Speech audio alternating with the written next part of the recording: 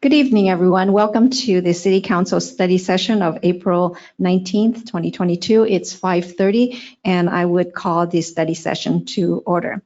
First off, given the global COVID-19 pandemic, this meeting is being conducted both telephonically and in person. Members of the City Council and staff may be participating either in person or telephonically. The public is encouraged to join the meeting online or by phone at the numbers printed on the agenda, or by attending at the Windmill Community Room at City Hall. This meeting is being recorded, and by participating, you are giving your permission to be televised. Tonight's study session item is the consideration of proposed projects utilizing one-time general fund resources related to the American Rescue Act, also known as the ARPA funds. Mr. Fox, let me give that over to you. Thank you, Mayor and members of the City Council. I'm going to have our Finance Director, Jason Jacobson, make the initial presentation, and then we'll get into more details about the specific project list. Thank you. Thank you. Mr. Jacobson, welcome. Thank you. Good evening, Mayor and members of the Council. It's my pleasure tonight to start the budget discussion tonight with the first study session. Sorry, as I arrange my mic. Well, tonight, first off, I'd like to just first give you a preview of the program calendar for this fiscal year's budget adoption. Tonight is the study session for the general fund special one-time funding discussion. On the 3rd of May, we have the second study session for the 22-23 fiscal year CIP program, as well as the 5-year capital improvement program. The third study session will be on May 17th. And that will be a review of the operating budget for fiscal year 2022-23. And finally, we have the budget adoption planned for June 7th, where we will ask that Council adopt the operating budget and the capital improvement program. That said, tonight's discussion is about one-time funding and how to program that funding. As Council may recall, it's sort of a long story, so I will review it. But hopefully I've encapsulated it here in this table for summary purposes. But as Council may recall, on March 2021, the President signed the American Rescue Plan Act, which we refer to as ARPA, which was a $1.9 trillion relief package to mitigate the continuing effects of the COVID-19 pandemic. Of that amount, approximately $64 billion had been allocated out to cities in every town in the nation. The City of Diamond Bar anticipates receiving just over $6.8 million total in ARPA funds, which may be used for a broad range of purposes, including the replacement of lost revenue, restoration of city programs and services, COVID-19 expenses not otherwise reimbursed, and projects that help build resiliency and financial stability for the residents and businesses of the city. In June 2021, the city received the first installment of $3.4 million, which was half of our first payment, of our total payment. And this funding was deposited into the city's COVID-19 recovery fund. As indicated on the top row in the table before you, the 21-22 adopted budget included the transfer in of $1.6 million of the $3.4 million to the general fund from that COVID recovery fund. And this went to restore city programs and services and to help balance the current operating budget for fiscal year 21-22. More recently, in January 22, the U.S. Treasury issued a final rule, which included updated guidance on the use of ARPA funding. This updated guidance allowed municipalities to attribute up to $10 million in ARPA funds received as lost revenue and gave us broad latitude to determine how these funds can be used. Specifically, the guidance allowed for up to $10 million to be used on government services. Therefore, since Diamond Bar will receive less than $10 million, the entire amount received falls within the standard allowance. As indicated in the second row of the table before you, in February 22, as part of the mid-year budget review, the City Council identified the remaining funds received to date in the amount of $1.7 million to be used for government services, including public safety and restoring part-time staffing. Finally, as shown in the third row, the city anticipates receiving the second installment of approximately $3.4 million in July 2022. As the fiscal year 22-23 proposed budget is being prepared, the purpose of tonight's study session is for the council to review and consider the proposed projects utilizing $5.14 million in one-time general fund resources created as a result of receiving these ARPA funds. These proposed projects have been identified following an extensive analysis of one-time expenses that leverage existing general fund resources to the maximum extent possible. These projects will protect and enhance existing critical facilities such as the Diamond Bar Center and City Hall. They will also provide resiliency and technology that benefits the community and city operations and make investment in the long-term economic future of the community. I will now turn it over to City Manager Dan Fox for a review of the proposed projects. Thank you, Jason. Before you is the list of 13 projects that we've identified. All of these projects really are things that we know have been on our to-do list, so to speak. We know we will need to do them at some point in the future, and we've been able to identify the use of ARPA funds to be able to provide some economic stimulus for the community, particularly with the town center specific plan. And actually, we're going to be prepared to bring a consultant services agreement to you at your next meeting to award a contract to kick that specific plan process off. And so we're really excited to be able to move the town center project forward. The Diamond Bar Center, as you can see, has a number of projects. The facility is going on 18 years old.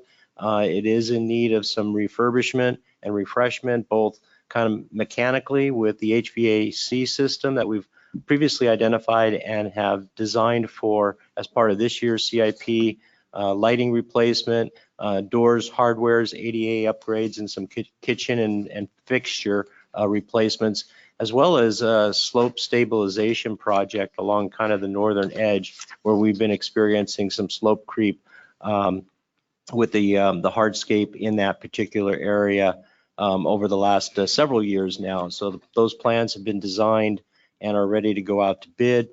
We also have some re-roof needs at City Hall here, as well as some technology upgrades with our network systems to shore that up, provide some resiliency for our online permitting system, new land management system that will hopefully take advantage of the new technology to make it easier and more convenient for customers to utilize those services as well. So kind of a broad list of projects. I'd be happy to go into any more specific detail. But again, these are really intended to be one-time projects that we know we need to have. And by using the ARPA funds for this particular list, we then free up that $5.1 million in our general fund as it is today for other capital improvements and council and community priorities. And be happy to answer any questions that you might have. Thank you, Dan. Let me open it up for public comments before we have further questions. So now is the time for public comments on this study session items. There's a 5-minute maximum time limit. At this time, I will call up speakers who have submitted a speaker card first, and then the City Clerk Santana will ask those joining on the teleconference to weigh in one at a time. Is there anyone in the audience that would like to speak on this issue or have questions? Okay, Ms. Santana, let me turn that over to you. Thank you, Madam Mayor. No emails were submitted for this item, and there is one member of the public joining us tonight. So if you would like to give a comment on this item, please click the raised hand icon on your GoToWebinar screen. And I do not see a raised hand, Mayor. Okay, thank you. And I see no one in the audience, so I will close the public comment at this time. So let's move on to council questions and comments. This big long list, it's a lot of money and it's a big responsibility. So let's spend it wisely, shall we? First question. Councilmember Tai. Thank you, Mayor. Mr. Fox, we talked the other day about replacing signage on the streets, and I don't, unless it's under a different name, I don't see that up there. This, for instance, at Fountain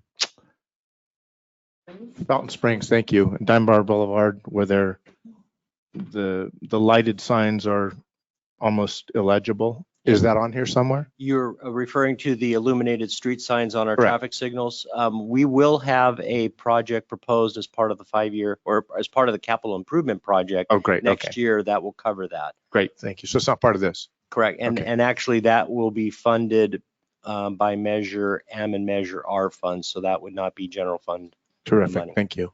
Okay, do you have any other questions on? No, okay. Councilmember Lyons? Thank you, Mayor. I comment about the roof on the city hall, and I had talked to our city manager about that earlier this week, which is, I would like to see that half of that is paid for by the library capital improvement funds that we have as a city, because our residents contribute more money than the library costs. So I would certainly like to see them pay for half of that because they benefit with that. And the other thing is, I am really interested in a park, a new park at Sunset Crossing and a renovated park over at Heritage. So, this is a very big chunk of money, and I'm wondering if we should put some aside for a park. Okay, thank you. Councilmember Liu, comments and questions. Thank And you. don't worry, you don't have to do it all at once because I'll come back to you. 2 bites of the apple. Yeah, I have 2 questions. One is, can you talk about the slope stabilization over the DBC? Which slope is that? That is the northern slope that faces the open space area, kind of on the back patio area where it's starting to show signs of distress. The hardscape is pulling away, and we've been trying to treat it, if I understand correctly, for several years, and it's still moving ever so slightly. I don't think it's in any imminent threat of, a failure, but if it continues, it will continue to affect the hardscape particularly, and we don't want it to get to a point where it starts to affect the footings or the foundations for the building along that edge. Sure. Thank you. That's important. The other question I have is about lighting at Sycamore Park, where there's a softball field there, and some community members and ask, we have a really nice park there, but they're not able to use it at nighttime for practice or for games.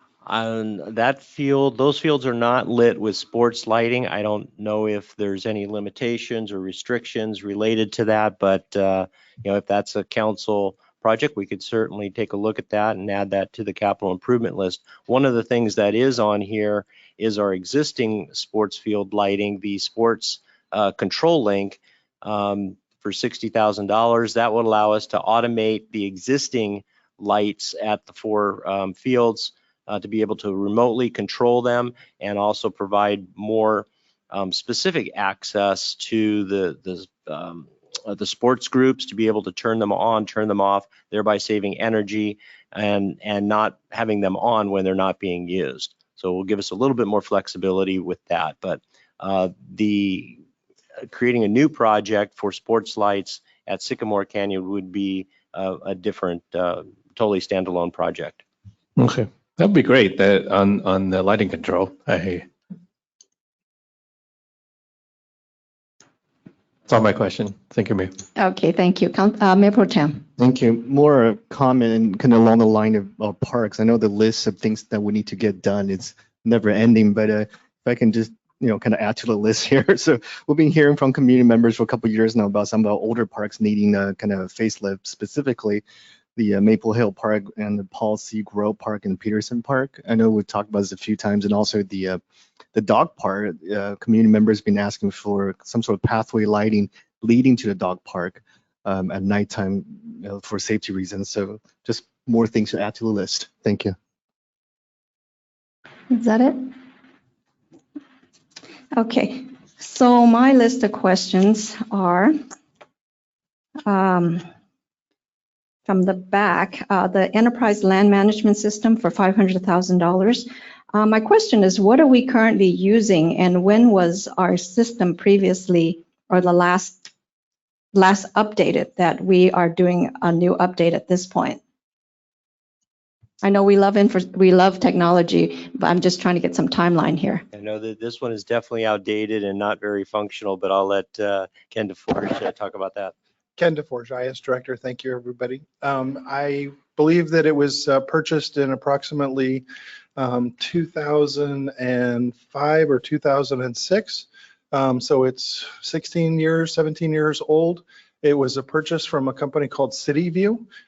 They were subsequently purchased by another company. We did implement it successfully, but from a technology standpoint, it's severely behind and does not meet the department's current needs.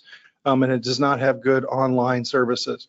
And obviously, since COVID and our need to continue to enhance those online services, we desperately need to replace that system. Was this going to put behind the other system that we just bought for $1 million recently? No, that system's actually fully live and functional, and we're And ready. is this going to integrate with that one? Well, we're in the demo stages right now. We haven't picked the final company. So the answer is yes, whichever solution we end up picking will. Okay, thank you. Oh, yes, follow-up question. Councilmember Lyons. Yeah, I have a follow-up question to that Course, one. I know there's been some challenges with implementing the finance system. So is that one completely implemented now? Or are we still running into problems with that? I would consider it fully implemented, but Jason, are you having any specific things you want to address that I'm not hearing about in terms of large problems? I'm not aware of any large issues, so.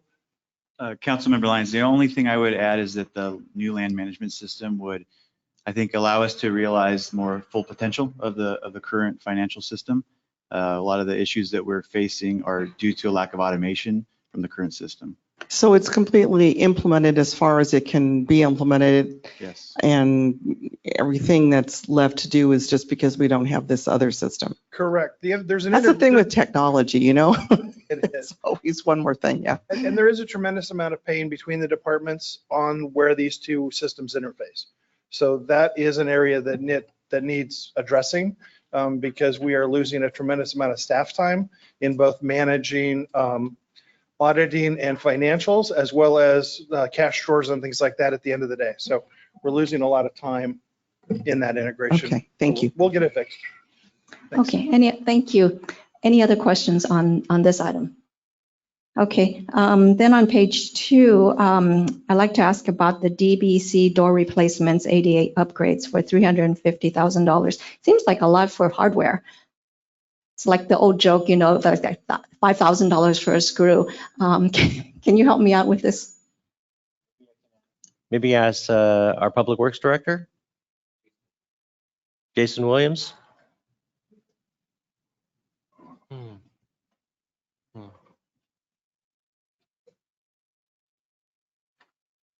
Good evening, everybody. Jason Williams. Sorry, I'm not used to talking to this thing. Hi, welcome. Maintenance supervisor. So in order to answer your question, Ms. Mayor, the hardware at the Dime Bar Center is more of a two-part project. That includes the front doors and the front entry to the facility. And that is a matter of reworking that front entry to create a more fluent ADA access. Was it not compliant when we built the building years ago? So that's something about ADA. So ADA, yes, it was 100% compliant at the time. ADA changes annually. And to bring it up to current standards, there's a lot of things there that are no longer compliant. So in order to put in automated doors, the way the current configuration is doesn't work with the current ADA standards. So in order to automate those doors again, we would have to rework everything to make it meet ADA. So ADA is one of those things where when you go in and change something, everything that is affected by that has to be brought up to the most current standard. So in order to not do anything, you can leave it all the same. But to actually upgrade it, you have to bring everything up to the ADA standards. With the hardware, so door hardware is one of those things that is very expensive when it comes to commercial door hardware. But so the door hardware that's there is really reaching the end of its usable life. It's only really got about a 10-15 year lifespan where the parts start to wear and you lose functionality.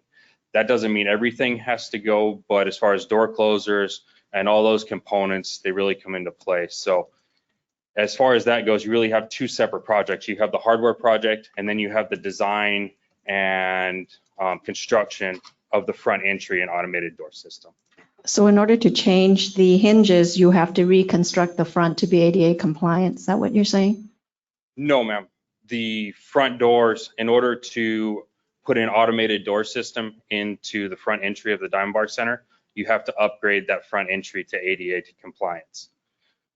To replace the rest of the hardware is just replace the rest of the hardware, but everything will then have to meet ADA compliance and the current fire standards. So two separate projects tied into one. The door hardware is one thing, and then the front doors are another separate project, although put together into one. Okay. Any questions on this item? No, but remember, we faced the same problem when we were talking about upgrading Heritage Park. We could do certain things. It was like A, B, and C, right? If we do this, if we take that out, we have to upgrade everything. So it's not any different here for a building that's 15 or 17 years old. Yeah. And by the way, it's funny because when I look at, well, those are really expensive doors. I mean, how many bathrooms are there? How many? You're not talking that. You're talking entry and exit. And are we only talking the entry? Are we not talking the driveway area or the patio areas? No, sir. We're talking the main entry and then all the doors throughout the facility. Okay. And reworking the hardware throughout those. Great. Yeah, no. Doors to the outside or all the internal doors too? All together, ma'am. All I those. see. Yes, ma'am. All of a Yeah. sudden, We're looking that at looks all like a bargain. doors, all hardware. You know, it's replacing what's necessary, but yeah, all the hardware involved. Okay. Well, hang on. Yes, My next question is the DBC furniture kitchen equipment replacement, $70,000. Okay, that's nothing compared to the $350. But my question is, first of all, the equipment that's in the kitchen, it's my understanding that our vendors are not allowed to cook in there. They're just reheating and storing food in the refrigerator. So my question is, can these, if seems to me we don't have a lot of wear and tear, but even if we do replace this, can this expense be recaptured via the rentals that we get at the DBC? I would love to be able to answer that question, but I needed to defer that to the Parks and Rec Director, Ryan Wright. He would have the answers to that. I'm sorry, I do not. Okay, no problem. Ryan Wright, are you available? Yes, I am. Good evening, Mayor and City Council members. You are correct, Mayor, that the rental parties do not cook necessarily in the kitchen, but we do have warming ovens to keep food warm. And in addition, from time to time, we also have cooking classes. So the convection oven, which is one of those items, is original and close to 18 years old and currently unusable. So there's no cooking, but folks like to keep their food warm for a period of time, of course, during their rentals. Your second question regarding fees, we will be increasing fees, based on the current CPI here in the next during this next budget discussion. So that is part of the process, but this is normal wear and tear on the building. I'm sorry, Ryan, the audio wasn't very good. Did you say that, yes, this can be recaptured at the next budget session or the next fee session? Yes, we're proposing to increase fees based on CPI during the budget process. So that'll come forward to the council during the next portion of the budget process. Okay, great, thank you. Okay, so my final question involves item number 1, which is the town center specific plan. And I'm just concerned that this is a large sum of money. It's, we're close to $1 million. And essentially this, I'm all for the town center. I think it's a great idea. However, I have not seen any kind of economic forecast and what kind of plan. And it seems to me that this is a project that's pretty much out in the future. Essentially what this, in my mind, and correct me if I'm wrong, I think this money is going to go for mainly consultant fees. And in my mind, this sum of money will go to the plans. It goes to, here it says entitlements. Seems to me entitlements increase the value of a piece of real estate. And generally a developer, be it a homeowner or a business owner who needs entitlement, will come to the city and spend a great deal of money doing compliance, getting their entitlements. And that is the part of the value of the project. And for us to spend close to $1 million to provide these entitlements, who do we benefit? We benefit, I mean, ultimately shoppers, but that's kind of way far. But who do we benefit? We benefit the developer who is going to come in without having to do the requisite entitlements. We benefit the landowner because now he or she has this piece of land whose value has been increased because the entitlement's already given and they didn't have to do anything for it. So I have really serious problems with spending $940,000 on this. Granted, don't get me wrong, I don't dislike the town center and I love that, and I'm all for private-public partnerships, but I would like to spend the money in partnership with an identifiable partner with with a specific thing that we're doing, as opposed to just let's develop the plan and have somebody buy into it. That's just too vague for what I feel comfortable with. And I would instead support either saving some of the money for a rainy day, going to fund our parts that we need right now, rather than a plan that is 20, 30 years into the future. And really, frankly, $1 million is really a drop in the bucket when the plan is completed. I get that. But I just want to see something to be more concrete before we use these one-time funds for that. So that's my comment with number 1. Councilmember Lyons. Thank you, Mayor. Maybe our city manager could explain how that money would be spent, what we would get for that money, and address the comment of should the property owner pay for the entitlements?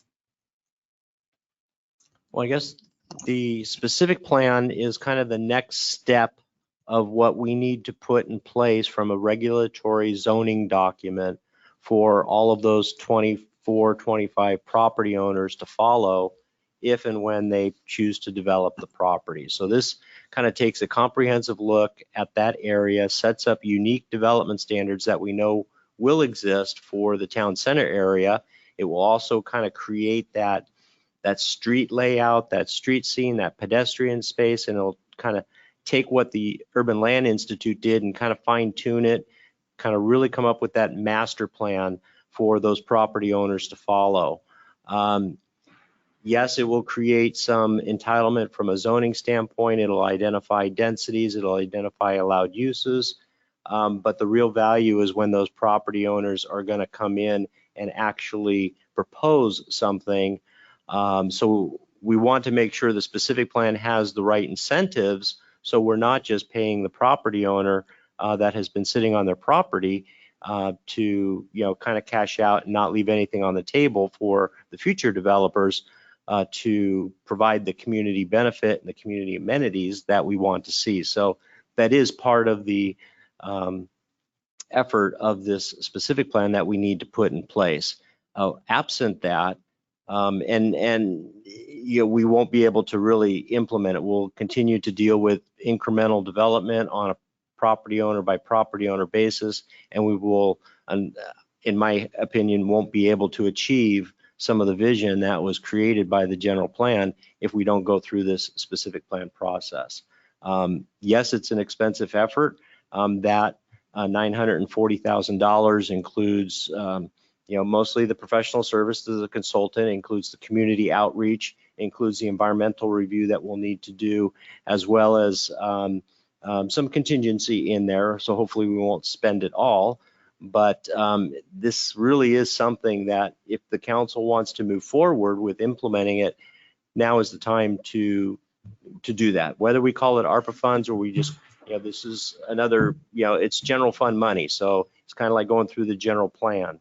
If the council wants to move forward with it, this is what it's going to take to get to that next level.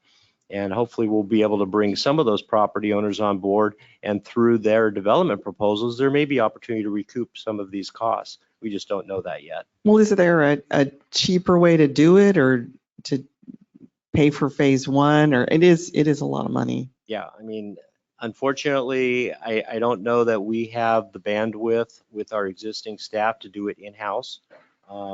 It's going to require specific environmental review based upon updated traffic, updated density numbers and build out and so forth based upon what we're kind of know. So we'll be able to build on what the general plan does, but it's a very extensive public outreach process as well to get that community, input. So unfortunately, yeah, that's consultant costs. I kind of look at it as this is the city's economic, economic development incentive to create that zoning, which then makes it easier for the developers and more attractive for the developers in a timely fashion to move forward with their project. So it's kind of our share of early on. If there become grant funds available, we could certainly look at those options too to offset some of our costs. But this is the first step of many that will need to happen in order for something to transition that area. Other comments, anyone? Well, Councilmember Tai. I don't know if it's 10 or 15 years ago that we had a specific plan that we developed for Site D. The argument at that time was, should it be all residential? Should it be half commercial and half residential? Should it be all commercial? We came up with a specific plan, and the developer came in once that was decided, paid a fortune for it, and still paid us by the door so that it worked out. Right now, what we have is a property bordered by Prospectors and Dime Bar Boulevard and Golden Springs and the freeway that has how many owners? I can think of 5. I bet there's a dozen. There's 24, 25 separate parcels. So that's what you end up with if you don't have a specific plan. And I don't see I don't see a developer going, boy, that wasn't what I was looking for, so I'm not going to have any part of it. It really is, to me, the welcome mat to say, this is what is available. You're not putting a Home Depot there. You're not putting a Lowe's. You're not putting well, if we could put a Costco there, I would go for that. But you have to be, I think you need a specific plan. And this isn't my business. I don't know that $940,000 is, in the scheme of 5.1 million, it is a lot of money. It's 20%. But in the scheme of specific plans of this magnitude, I don't know that it is. So I think we should, this is one of those things that I believe if we'd have waited till we could afford to build the Dime Bar Center, we wouldn't have it. If we waited till we could afford to have children, we'd all be childless. So it's probably a good idea to do the specific plan while the resources are available. Now you tell me. Councilmember Lyons. Thank you. Councilmember Tai, you remind me of something that happened with Site D, and I was not on the council and I was on the school board, but it was zoned for a school. Correct. Okay. And then the council changed it to zone for all residential, and the owner of the property, which was the school district, made a bloody fortune on it because it was changed. So, which was great because our kids benefited, yada, yada. But I think what maybe Mayor Lowe's talking about is the owners of that property could make a fortune if it's rezoned to be residential. And how do we make sure that, I'm fine with them making some money, but we should be, definitely making money if we're rezoning it. And I don't know that a door tax would do it. Do you understand my concern, Mr. Fox? Well, certainly there's opportunities once we get into it to establish, the council has the ability to establish a fee program, and whether it's a development impact fee or a general plan maintenance fee or a building permit fee, that we can recoup some of this, so we have those resources as they need to get updated. Certainly as part of any of the implementation or the economic development strategies, if the council is interested in some type of affordable housing, park fees, all of those could be considered and ultimately would be, proposed to look at. Certainly we're cognizant of the idea that, if we allow the whole area to go to some, magic number of residential units, yes, that's going to increase the property value. That's also going to increase our property taxes at the end of the day. But what we want to be cognizant of is making sure that the value to the property owner doesn't exceed the ability for the ultimate developer to provide the quality of development that we expect. And that's where that balancing act comes in. And that's what's partly going to be addressed in the specific plan. But yes, we have the ability to create impact fees or other application fees to help recoup some of these costs. Thank you, Mr. Fox. Additional questions? Mayor Pro Tem, you look thoughtful. Question. So would it be possible, I mean, I see all your points. I think it's a point well taken. So is it possible to have a specific plan without the entitlement? Can we do that? Because I think the issue here is that if we pre-approve essential entitlement, that gives developer a free pass and will be, certainly we can recuperate the costs potentially at some point, but. Well, I guess we have to define what entitlement is. I think there's still going to be a need for individual property owners and individual projects to go through some entitlement process. Okay. So, you know, this specific plan isn't necessarily going to approve any particular development project. A property owner will still need to say, based upon the development standards and the conceptual layouts of where things need to be, here's my physical buildings, here's my physical site plan for whatever area I control. And that would be a separate entitlement process that would still be required. The city's not in the business of actually building this. We're just setting up the regulatory framework and all of the kind of the criteria that we will look for developer and share that with them and make it hopefully attractive enough for them to invest in the city. That does make me feel more comfortable. Thank you. Any other questions? Okay, so that brings us to, any other questions, Councilmember Liu? No, all right.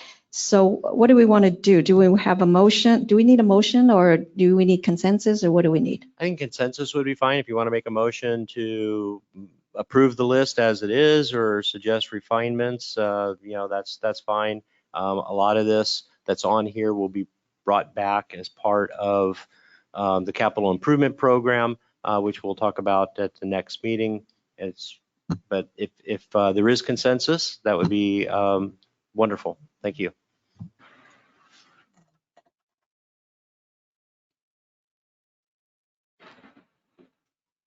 Let's see, why don't we do the ones that everybody agrees with? How about that? Consensus on. Start with the bottom. Citywide camera, yes? Yes, okay. That's consensus. I'm sorry? Yeah, from the bottom up. Number 12, tablet replacements. Yes, I see yes. Network hardware replacement, the fat pipe. Would it be easier to go to the ones that you don't agree with? You know that there's no consensus? Because I'm comfortable with all 13 items. Okay, well, there you go. Thank you. I'll go to Councilmember Liu. Are you comfortable with all 13 items or is there one or two that you pick out? Or do you want some money elsewhere? Because that actually is an item that is not on here. Okay, Mayor Pro Tem? I'm comfortable with the list. Councilmember Lyons? I think we should have half of the roof paid for by the library system. So we should reduce that amount of money, which I can't read from here. I can't remember what it is, but I think it should be reduced. That one's about $500,000. We could certainly work with the county to see if we can get their pro rata share. Right. We were successful in doing that with the HVAC replacement. So, I mean, it's just, improvement. yeah, it's just about half. I would like to see that. I don't think it was quite half. I think it was closer to a third based upon the square footage proportions, but either way, it would be a fair amount of money to be able well, you know, negotiate a little bit harder. Well, you know what they say, you don't ask, you don't get, so. And then I wonder, I like Mayor Pro Tem's comment about Maple Hill Park. I don't know if we could take the difference and dump that into Maple Hill Park, if it would be enough to make a difference. The Maple Hill Park, not to telegraph our next study session, the playground replacement, I think, is scheduled for design next year and construction the following year for the playground. And that's been on the 5-year plan, so it's kind of moving up. Obviously, you can reprioritize that if you choose. Yeah, I mean, I do agree that, it's definitely needs something. I hate for it to wait 2 more years. I hate for any of it to wait 2 more years, so. But I think if we could take at least a third of the money out of the roof and do something else with it, I would be happy. And I still think that that's a big amount of money for number one, but I just really have no expertise in it. Okay, thank you. And I am comfortable with all of them, all of the items except number one. And I agree that the library should pay for, since we do pay a lot of money for the library, they should pay half of that bill. But I'm not comfortable with the $940,000 on this specific plan. I think that it should be put in reserve until we have a buyer or a developer identified. As long as there is a public-private partnership and that's been identified and that's been solidified somewhat, then I think that this is worth spending. But just kind of throwing it out there to say, hey, who wants to come and get that I'm just not comfortable with that. So anyways, does that help you with planning? Yes, it does. It sounds like there's at least a majority that are interested in doing the specific plan. At this point in time, as I mentioned, we will be bringing a contract for you at your next meeting. Excuse me. I do believe that particularly the Charles Company does have, and two other property owners do have plans and have expressed interest. They participated in the Urban Land Institute. So the specific plan really will create that opportunity for that first phase of development. And, part of the process will be working very closely with them to make sure that we can accommodate the plans to the greatest extent possible and making sure that their expectations live up to ours. So I think, there is that opportunity to move that forward. If there's interest in taking it off the ARPA list and still using general fund money, that's fine too. We can then, come back. But, whether it's this pot of money or our general fund available balance, it's the same money at the end of the day. Right. Councilmember Lyons. So I think maybe Mayor is thinking back to, and I'm thinking back to the general plan that we did and the consultant we had and how it got more expensive and there was kind of a little bit of a runaway. And so, maybe this amount of money is a big amount of money. So maybe if we could see more of a detailed breakout of what was included, I mean, how much is going to be public comment? I think that could be a big amount of money. And certainly, I mean, that was going to be our intent for the next meeting. Obviously, I didn't want to put you on the spot here, but we're trying to put placeholders out there. So we can certainly have that conversation in a little bit more detail at the next meeting as far as the scope of work, the quality of the contract, the vendor and so forth, and kind of what their approach to the project is going to be. Okay, but I thank you, Councilmember Lyons. I think that you have enough to bring forth something back to us for the next consideration then. That Very work? good. Thank you very much. Okay. Anything else, Mr. Jacobson? No, that's it. That leaves us with essentially an estimated balance of 190,000 to program at a later point. So. Okay, thank you. All right, well, let me just close the public session and adjourn to our regular council meeting at 6:30. So stay tuned. See you at 6:30. Thank you.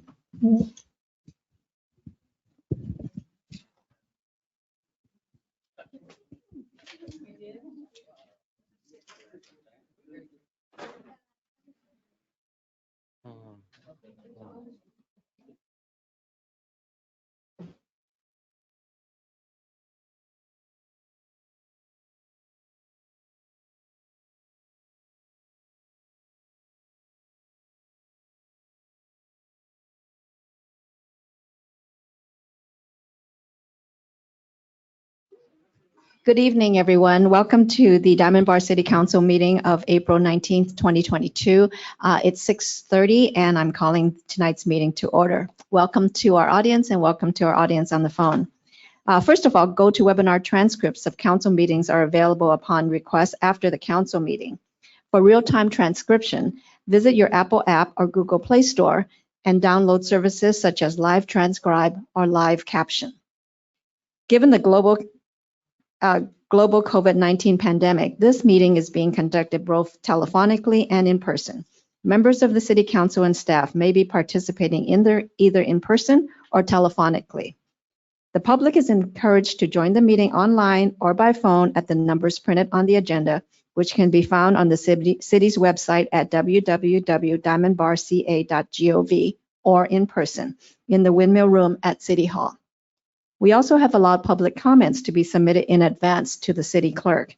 If any were received, they will be noted for the record when we get to the public comment period. Public seating is limited at this time and is on a first-come, first-served basis.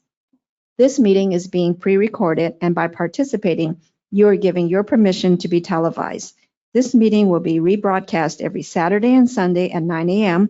and on alternate Tuesdays at 8 p.m. and archive viewing on the city's website. We started off this evening at 5:30 with a study session regarding, I'll let the city manager report on that study session. Is there anything to report on that? Thank you, Mayor and Council. The study session was on the proposed use of one-time general fund resources related to the American Rescue Act funds, and there was consensus on the list of proposed projects that was included in the staff report. Thank you. Please join us for the Pledge of Allegiance, followed by an invocation by Deacon Shin of St. Denis Catholic Church. Councilmember Liu will be leading us in the pledge. I pledge allegiance to the flag of the United States of America and to the republic for which it stands, one nation, under God, indivisible, with liberty and justice for all. Please remain standing.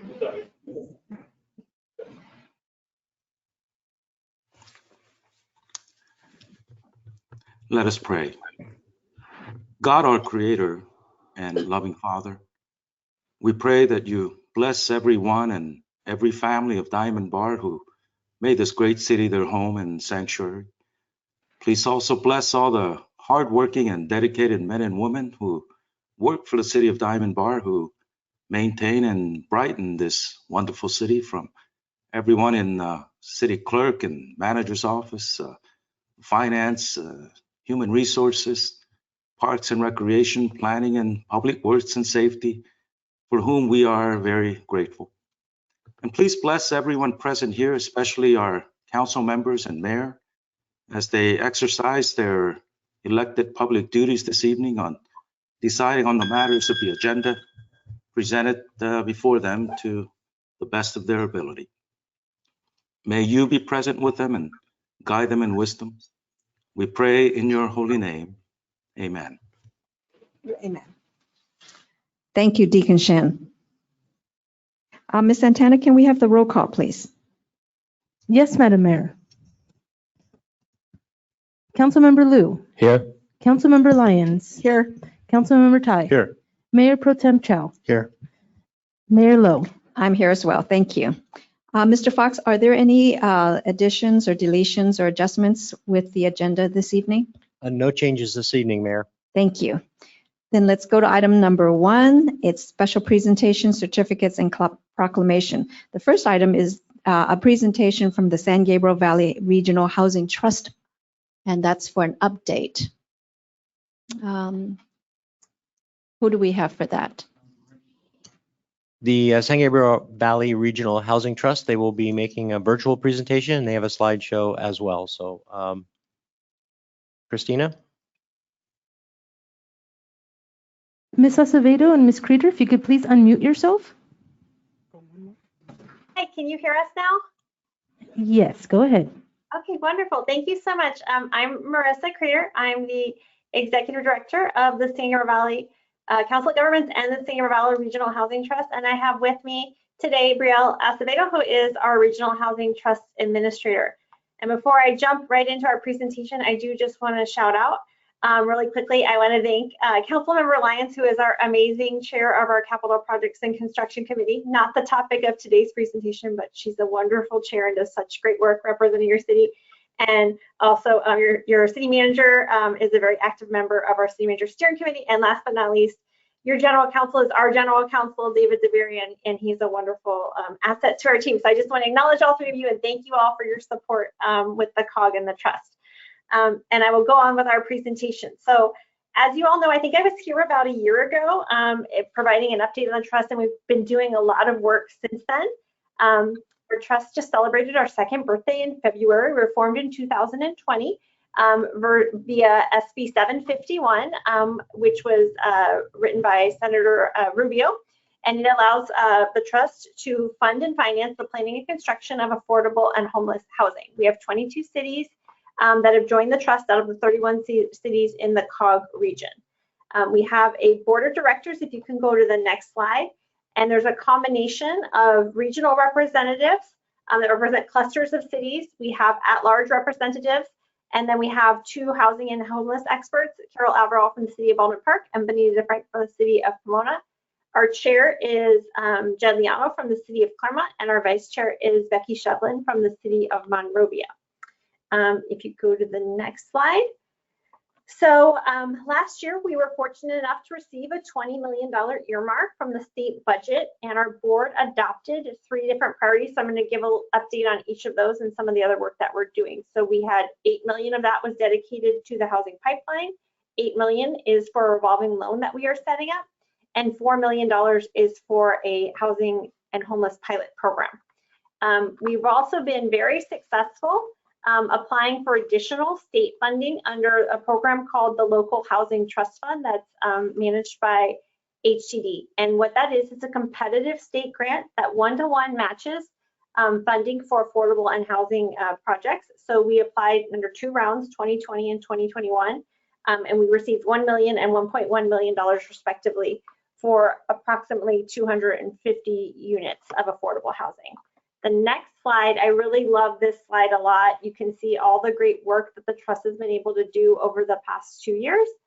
We have funded a total of 10 projects in a whole host of different cities: Claremont, Pomona, Alhambra, Baldwin Park, Almonte, Montebello, and it is totaled 552 units. So I think that is really speaks to the amazing work of the cities in the Sycamore Valley, and it's just incredible to think that we've been able to help support an additional 552 units of housing. Our average per unit investment is about $21,000. So we are part of a huge capital stack of funding that makes affordable housing possible. But we really try to be that last piece of funding that helps a project break ground and become a reality.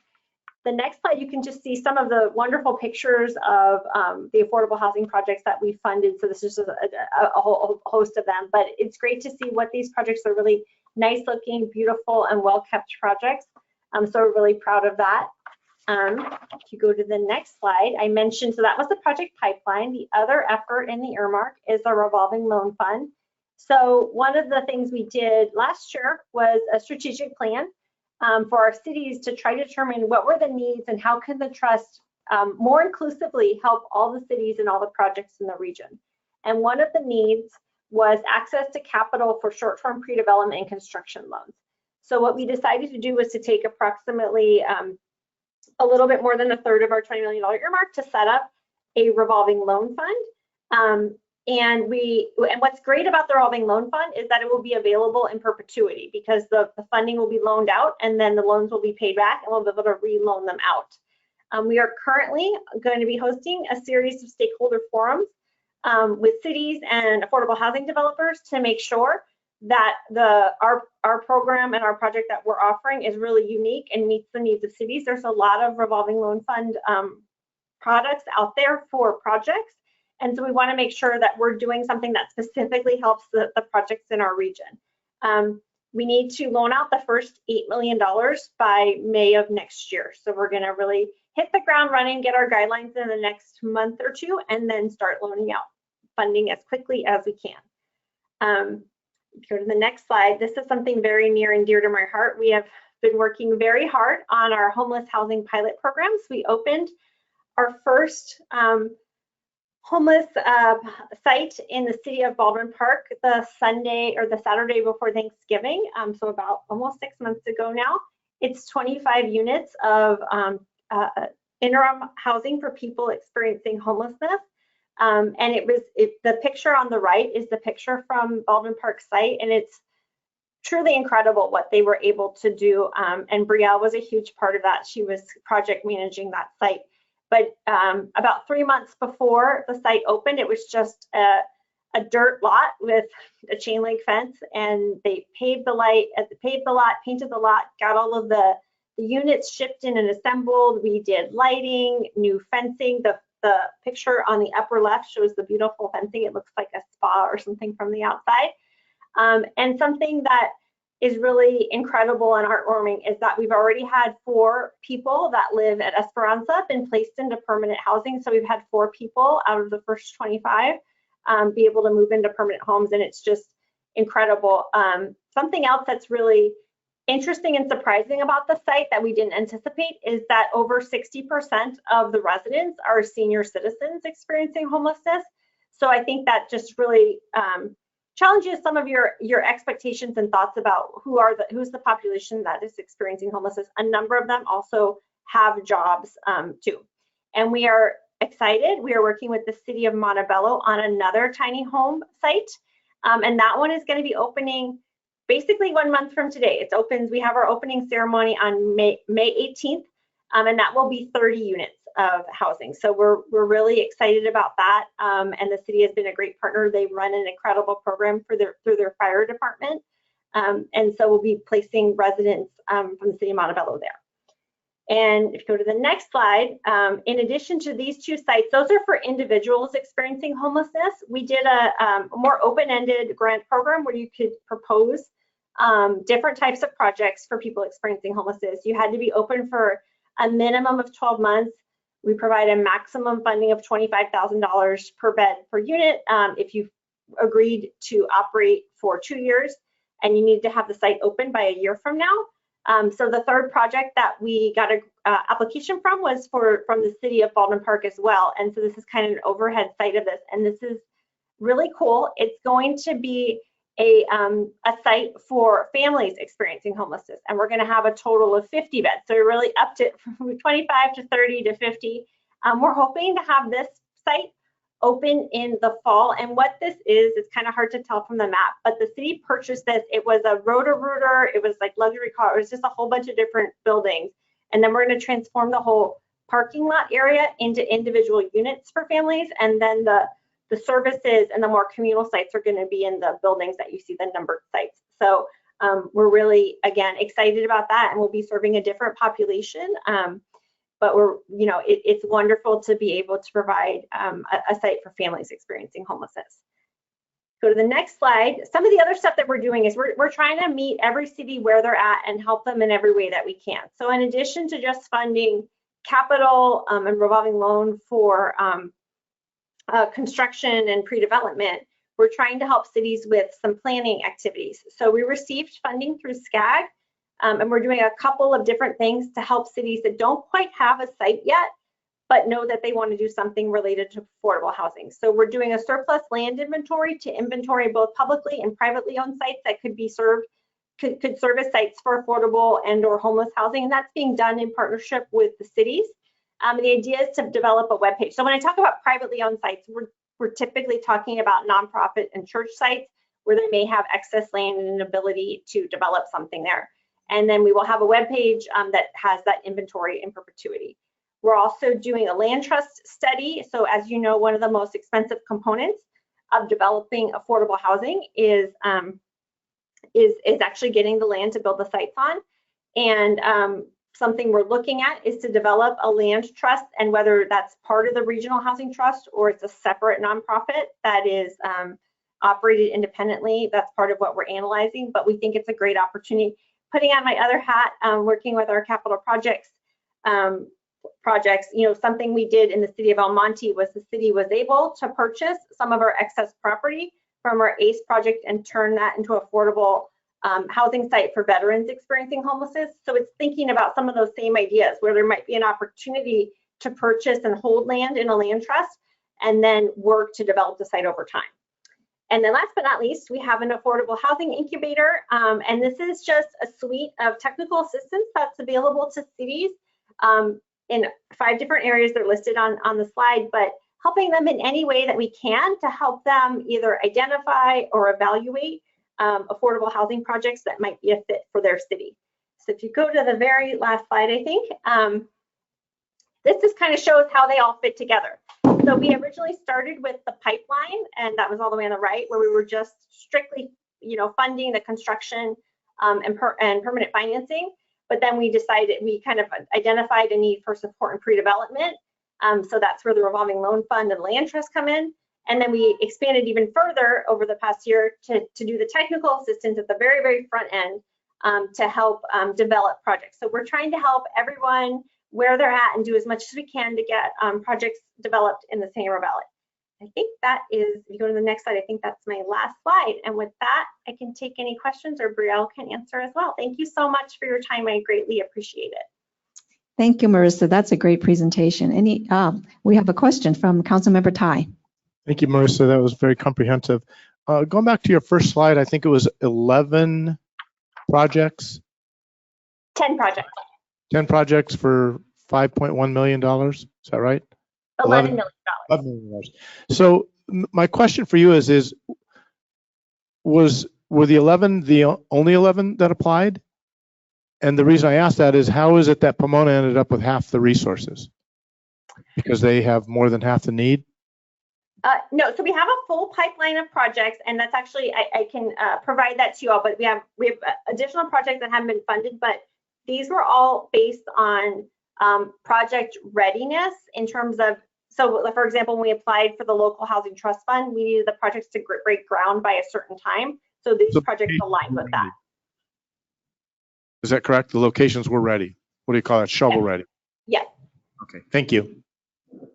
Any other questions? Councilmember Lyons. Thank you, Mayor. I just want to say that it's really a pleasure to be involved with the San Gabriel Valley Council of Governments. They're doing a lot of really good work, and Diamond Bar is somewhat fortunate because we don't have a big homeless population, but a lot of the other cities do. And they're really thinking, creatively and getting grants. And Marissa and then our president, Becky Shevlin, are just really doing a great job. And I think our valley is a much better place for it. So thank you, Marissa. Thank you. Okay, anyone else?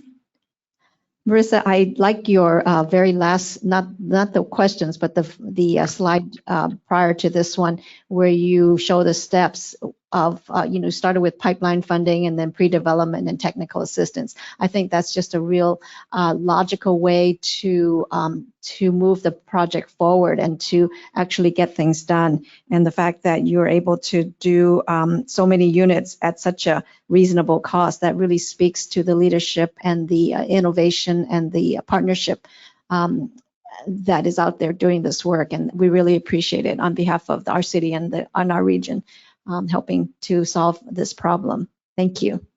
All right, thank you, and keep up the good work. Hope to hear from you again. Thank you, Marissa. Thank you so much. Have a wonderful evening. Thank you. Okay, item number 1.2 is a presentation by Through My Lens Photo Contest. And we're going to call up our co-sponsor, which is the Diamond Bar Community Foundation. I believe Mr. Rivera is joining us today. Welcome, Mr. Rivera. Thank you. Happy to be here on behalf of the Diamond Bar Community Foundation. We are one of the best kept secrets in the city, despite being active for the last 21 years. I joined the board several years ago because I'm grateful to have an organization whose mission statement is to support programs of culture, arts, and recreation in the city and for our residents. The Diamond Bar Community Foundation helps so many local programs to continue succeeding and thriving and serving our citizens. Over the years, the foundation has helped with programs at our local schools, sponsored one of the concerts in the park every summer. A couple weeks ago, I presented a grant to the South Point Middle School Booster Club to help with their band program that is getting going again full speed after a challenging 2 years. The foundation sponsors the annual gala at the Diamond Bar Center, which gives several hundred of our community participants an opportunity to gather together for camaraderie, awards, and honoring many of our outstanding citizens that do so much for our city. We also created DB Connects, which help provide food to those members of our community who were most susceptible during the pandemic. The foundation has had a run-walk event for a few years, incorporating exercise and fundraising. We supported the Diamond Bar Women's Club and scholarships, and we contributed to the rebuilding of the snack bar at our Little League field when it burned. The foundation is currently working with Diamond Ranch High School and Diamond Bar High golf programs, so we can support each other's efforts through our upcoming golf tournament. But I'm here tonight to discuss specifically what the foundation has done for the last 14 years, and that is to sponsor the cash prize money for the Through My Lens photo contest. This contest is one of my favorites because it allows us to show the goings-on in our city from the standpoint of so many different generations. The photo contest has different subject categories and has prizes for different age groups. The Through My Lens photo contest to me encompasses the diversity of all that happens in Diamond Bar. And so on behalf of an amazing board of directors that I'm honored to work with on the Community Foundation, which include council members Ty and Lou, I wish to present this grant for $1,900 to the city to continue the ever popular Through My Lens photo contest.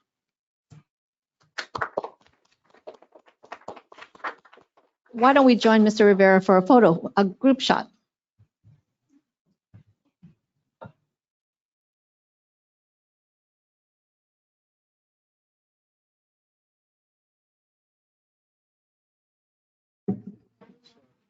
You got any photos of Maddie? Huh? No, you don't. Yeah. Oh, dear. I think we might have to walk all the time.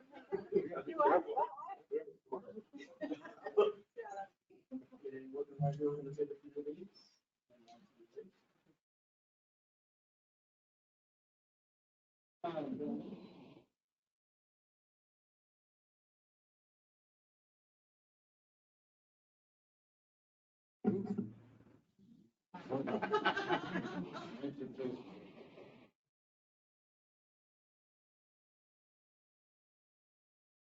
Thank you very much. This would have been This is a wonderful tradition.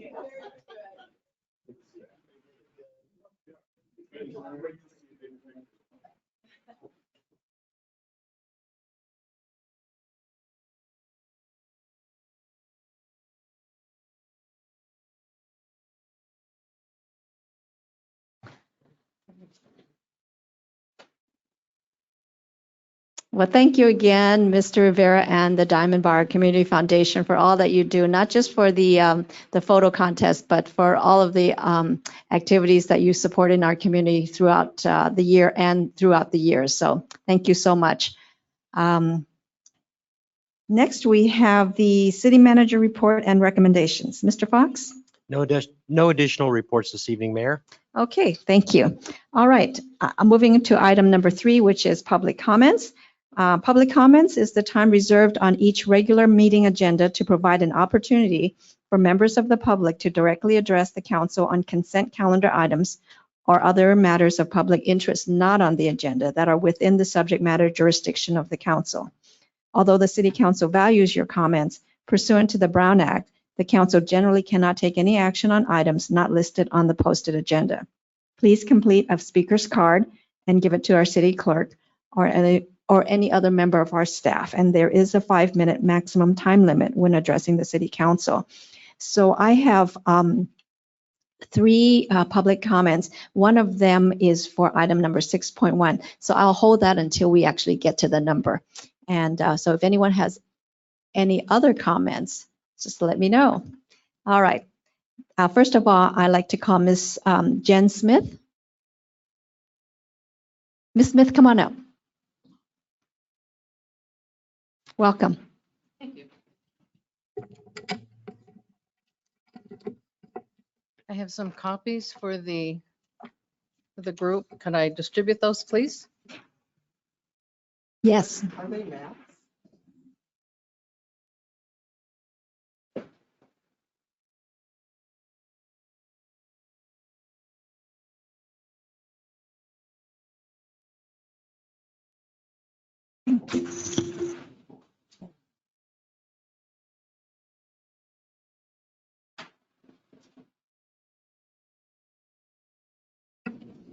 Thank you for the opportunity to talk with you today about retail signage in Diamond Bar.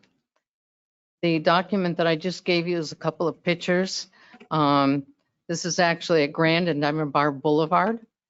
It's a shopping center where there's a major intersection in Diamond Bar.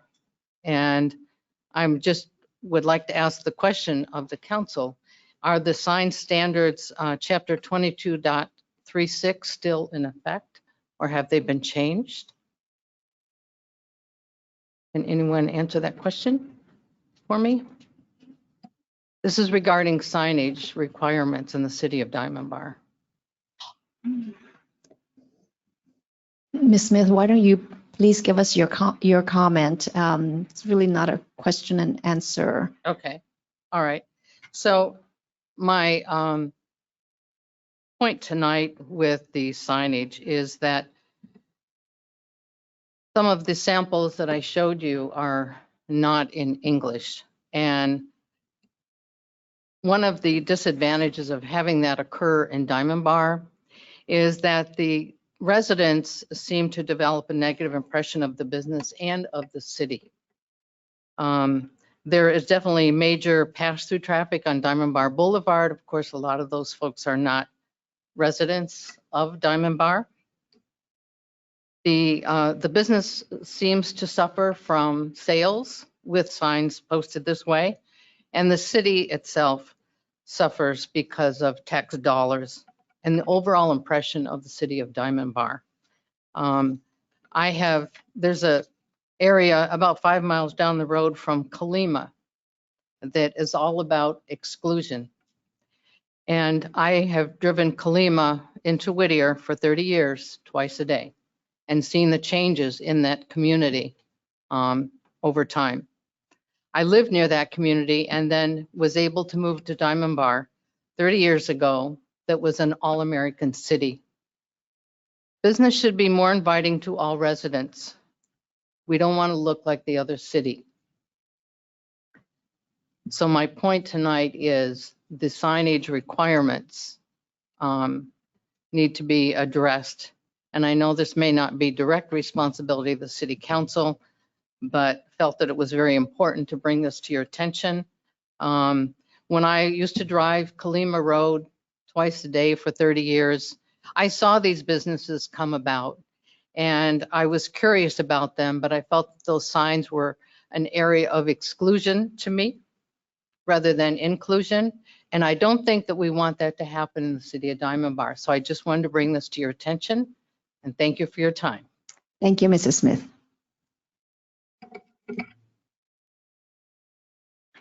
Next, we have Ms. Puching Ho.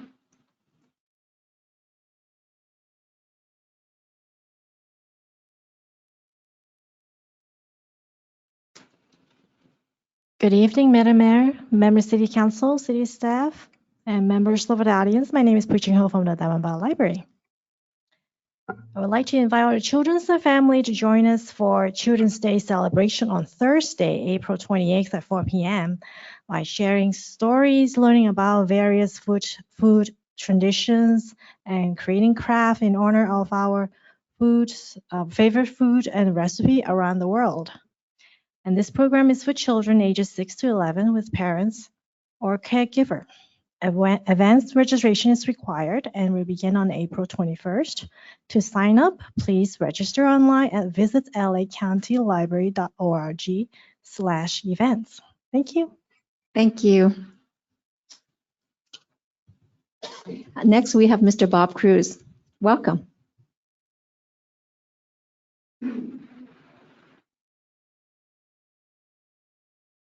Madam Mayor, members of the City Council, staff. How can I say this? I have served the community of Diamond Bar last 17 years as your public affairs manager for the Southern California Gas Company. But times change, things change, and I did take another position with the gas company, so I'm going to quell the rumor. I'm not retiring yet.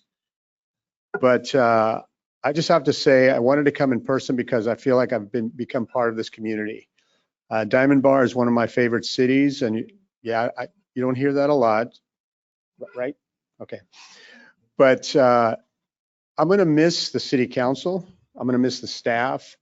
I'm going to miss working and attending, actually not working, but attending the wine soiree.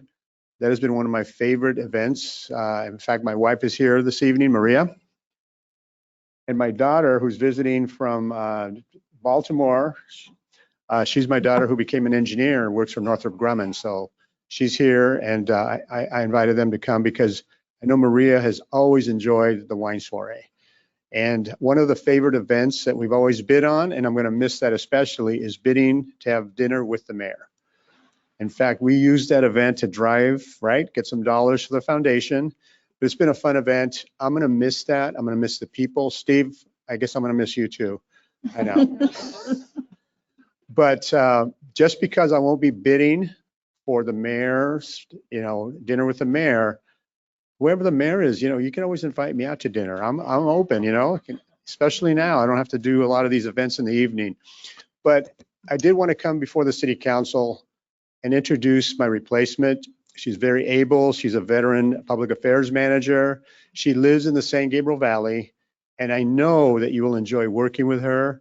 And without further ado, I'm going to call her up so she can say a few words. Lene O'Shields. Lene?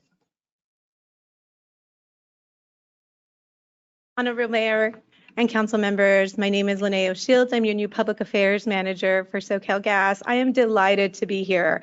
Well, I haven't been in a position as long as Bob. I truly have grew up in the area. I can remember when Grand would not connect Walnut and Diamond Bar.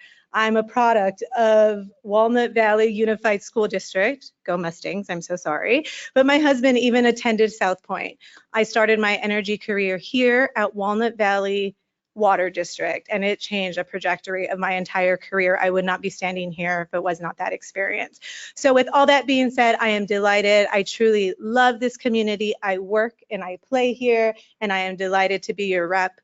Your residents are our customers, and we value the partnership, and I look forward to a continued collaboration. So thank you very much, and I look forward to working with all of you. Thank you. Bob, just don't sit down yet. We need to have you hang out a bit. So if you're going to roast me, let me know. I'm ready. Mayor, he only gets 5 minutes, okay? I'm going to let my colleagues go first because you really are truly one of our favorite reps, in addition to our other favorite reps, but truly you are. What other favorite reps? No, I'm kidding.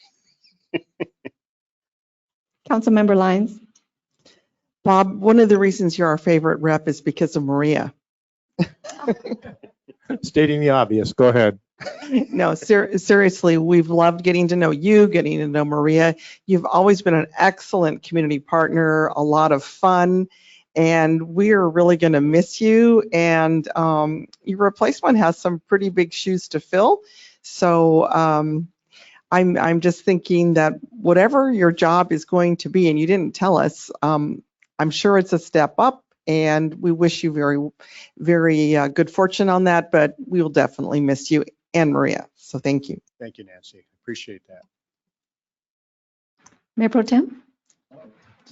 Well, I haven't worked with you as long as some of my colleagues has, but it's been a pleasure getting to know you and working with the SoCal Gas Company. We'll look forward to working with Renee. Was Renee, right? Lene, I'm sorry, going forward. So make sure we have your contact information so that we can continue the partnership. Thank you for all you do. Thank you. Thank you, Andrew. Appreciate it. Councilmember Tai? Bob, Lene does have big shoes to fill. So why don't you trade shoes right now? We'll wait. I was peeking back at Maria, and when you said I'm not going to retire. I saw her go like that. So she's not ready for you to be home. But it has been a great partnership. You're always welcome at the wine soiree. As I've told you many times, send money. Good luck with your new position. Thank you, sir. I appreciate it. One thing I will ask, I will indulge me one last thing. I would really like to take a picture with the council, if that's agreeable. Absolutely, yes. Well, let's finish with the roasting Oh first. my God, okay. Was that a diversion tactic there? Councilmember Liu? Thank you, Bob. Well, it sounded like you're not coming back to the wine soiree. I just don't understand that. You had so much fun. Oh, I'm coming back. All right. Yeah. Okay. I'm not gonna miss it, but she's gonna be doing the sponsorships and I'll just be enjoying the wine. So yeah. Well, we're counting on seeing you. All right. Thank you. Well, Bob, even though you're the official rep, I really think of the rep as Bob and Maria. So, and it's one word, Bob and Maria, one word. So, and truly, you and Maria have really made a good impact on all of us, although you are the official rep, and you have been really very, very helpful in answering all our questions and sharing with us news regarding what's new with the gas company. And that's, it helps more than you know. And we've really appreciated the work that you've done in our community, your support, just your involvement. And it's been such a pleasure to see the two of you and having dinner with the mayor with you. So the telephone works both ways, as they say. I have your number, so yes. So, but we are so grateful. It's been great. Thank you for serving our community, and we welcome your replacement. And you'll have fun with us as well. Yes, you will. Yes, you will. Yes, we've enjoyed every year that I didn't realize it was 17 years, but it's been 17 really good years. And best wishes to you and your new position. So because Councilwoman Nancy Lyons asked, I will be the gas company's franchise and fees manager. In my former job, I had 16 cities as part of my gas company district. In my new role, I will have 235 cities. So yes. You're really not retiring, are you? No, I'm not. So that's why Maria's happy. So. It already did, so hey. But Mayor, again, I appreciate the comments. Diamond Bar will always have a special place in my heart.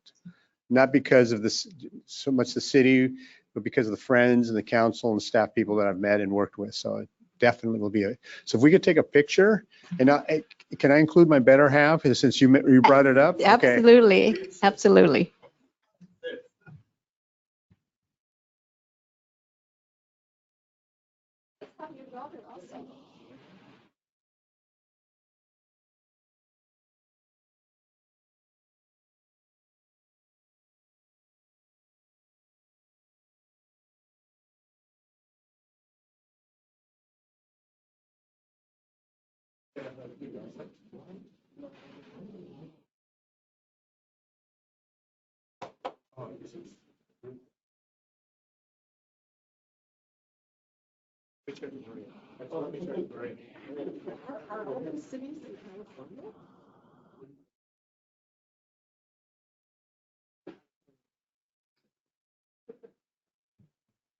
We want one to come.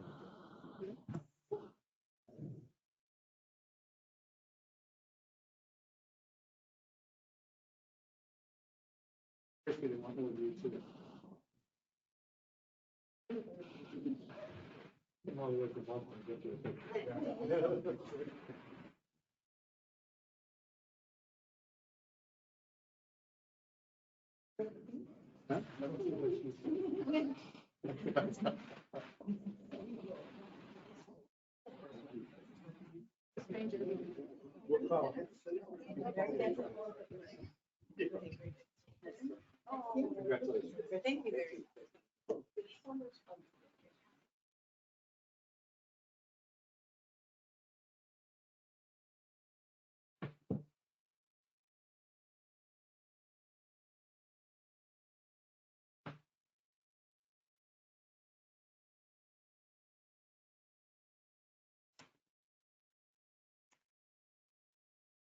Thank you, Bob and Maria Cruz.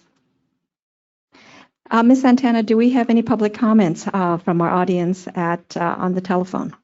Thank you, Madam Mayor. There were no emails submitted for this public comment portion of the meeting.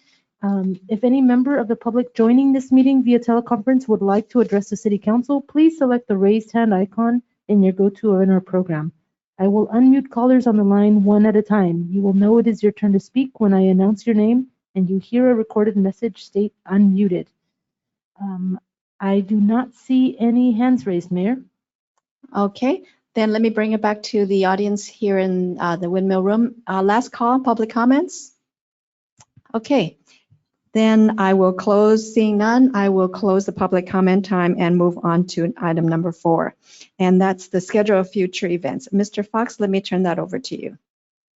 Good evening, Mayor and members of the City Council. On the schedule of events is a little bit light for the next 2 weeks, but we have the Planning Commission is scheduled to meet next Tuesday, April 26th at 6:30 here in the Windmill Community Room, which may be attended virtually or in person.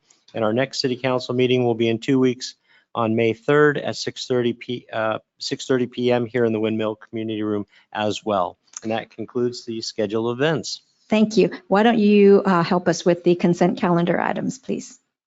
On the consent calendar, we have the approval of the April 5th study session and regular meeting minutes, and you should have a red line version of the study session minutes correcting a few changes regarding the call to order and attendance.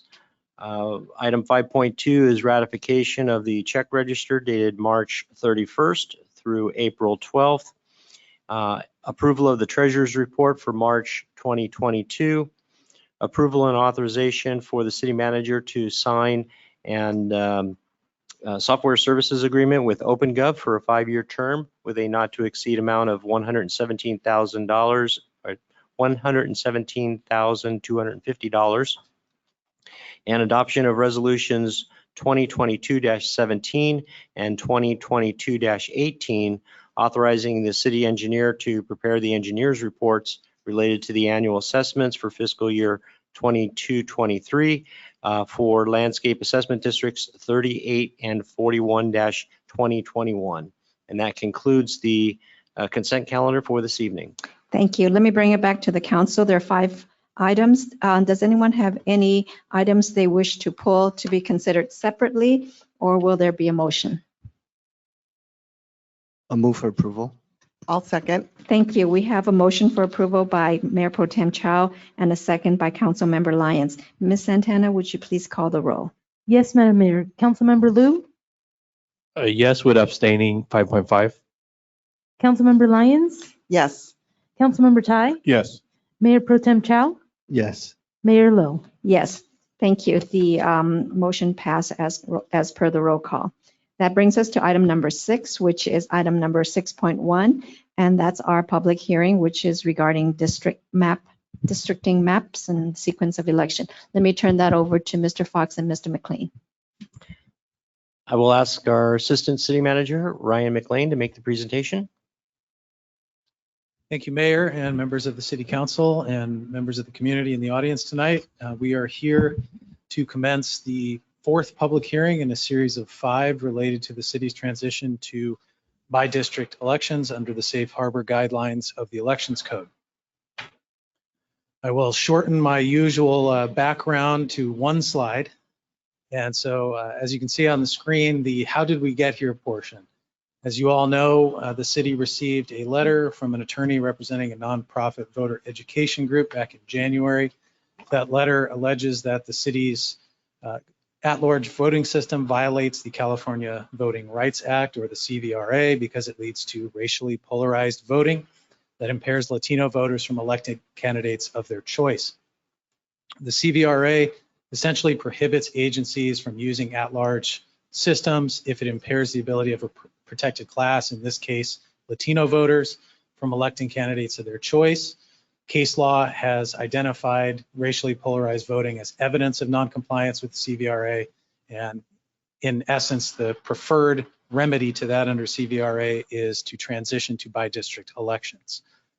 The city, to make sure that the allegations had merit, commissioned an analysis, and that analysis determined that there was evidence of racially polarized voting among a protected class in Diamond Bar. So that left the city council with a choice: either transition to district-based elections or face potentially expensive litigation. And we've talked a little bit about the many cities that have chosen to go down that route and ended up spending hundreds of thousands of dollars into the several millions of dollars. And so at the February 17th special meeting, the city council determined that it was in the city's best interest to transition to the by-district elections using those safe harbor provisions. And the safe harbor provisions are a section of the elections code that allows agencies that have been notified of a violation to expeditiously transition to a by-district system and then have any litigation exposure or plaintiff's attorney's fees capped at $30,000 if that transition is completed within 90 days. So it's been a busy time since we got that letter and since the city council took action on the 17th with the resolution of intent to transition to by-district elections. As I mentioned, this is the fourth of 5 public hearings. We've also held virtual public workshops on March 9th and March 23rd. We had in-person public workshops on April 9th and April 16th mixed into all of that. And so you can see there's a lot of dates and a lot of activity that's happened since this all began. What's next? Well, we're here tonight with the 4th public hearing. Tonight's public hearing has a few action items for the council to consider, including deliberating on the maps and the sequence of elections and considering the first reading of the ordinance that ultimately formalizes the transition. Our next public hearing is scheduled for May 3rd. This is a public hearing to, again, deliberate on maps and sequence, and if directed, consider or adopt the second reading of the ordinance to formalize the transition. And if the council has a map selected at tonight's meeting and gives council or gives staff direction to move forward with that map, we'll prepare a resolution that the city council can adopt on the May 3rd meeting with the preferred map and sequence of elections. There is a little bit of wiggle room left still within the 90-day safe harbor period. As you can see, May 17th is the last day to adopt the map and sequence, but that's really back against the wall timeline, as the 18th of May is the drop dead date to stay within the 90 days. And just one note that, you know, when we're scheduling these things, if it does go beyond May 3rd, we need to have the chosen map posted 7 days in advance of the meeting. And so there's that built-in time frame that we have to consider when we're scheduling everything. We've done a lot of public engagement in a short period of time, and I think it's important to highlight this. While we haven't been able to go door to door, we have tried to provide a lot of options for people to participate. I mentioned the public hearings. We had a lot of passionate participation in those meetings, a lot of different opinions, but that's part of the discourse that leads to better decision making. The public hearings, of course, here that have been noticed for the city council, that's another opportunity for the public to provide comment. The city's website has a host of information, all of the reports, we have some videos, we have FAQs, we have the mapping tool, which was heavily used by the public. We have all of the consultant drawn and publicly submitted maps posted, along with the demographic information for each of those. There are community of interest surveys, just a lot of information. I've also used our e-newsletter subscriptions as a way to get the word out on a regular basis. And there's been information in those on at least a weekly basis throughout this process. Social media, of course, that is where a lot of people get most of their information these days, and we've used the city's social media accounts accordingly to make sure that that information is out. There's also a direct mailer that was sent to each city address, and that had all of the information about the process, the steps that were required, and more information about the California Voting Rights Act. And that information is available in various languages on the city website. And so if you go there and you need a different language, there are several that the materials have been translated into. So this is really the crux of what we're doing here. We're switching from an at-large system, which is what the city has used in all of its elections. And since it incorporated in an at-large system, that means the voters vote for all of the council members that are running in the election. In a by-district system, voters choose candidates that represent their geographic district only, and candidates must live within that district to run for and hold the seat throughout the term. There have been a lot of questions about, well, what does the transition from at-large to by-district elections have on how the city is run? Well, as proposed, the City Council has made it clear that it prefers that the number of council members stays the same. And so in the maps that you'll see this evening, there are 5 members of the City Council, same as there are today. And then also, the mayor will continue to be appointed annually by a majority vote of the City Council. In a by-district system, the voting power does not change. Essentially, council actions are still going to require a majority vote of the council. Transition to by-district election impacts the election of council members only, so it does not impact the appointment of commissioners or other non-council positions. It's all about the city council elections and the districts that those candidates reside in. So this is the first of a number of topics that the council will consider this evening. This is the first reading of the ordinance. The California Voting Rights Act safe harbor provisions require that the city adopt an ordinance that formalizes the transition from at-large to by-district elections. And so before the council this evening is ordinance number 1, 2022. That ordinance adds section 2.04.060 to chapter 2.04 of Article 2 of this Diamond Bar City Code. I know that's a lot, but trust me, that's being added to the city code. The additions establish the by-district elections of city council members with 5 districts and an appointed mayor, as we noted.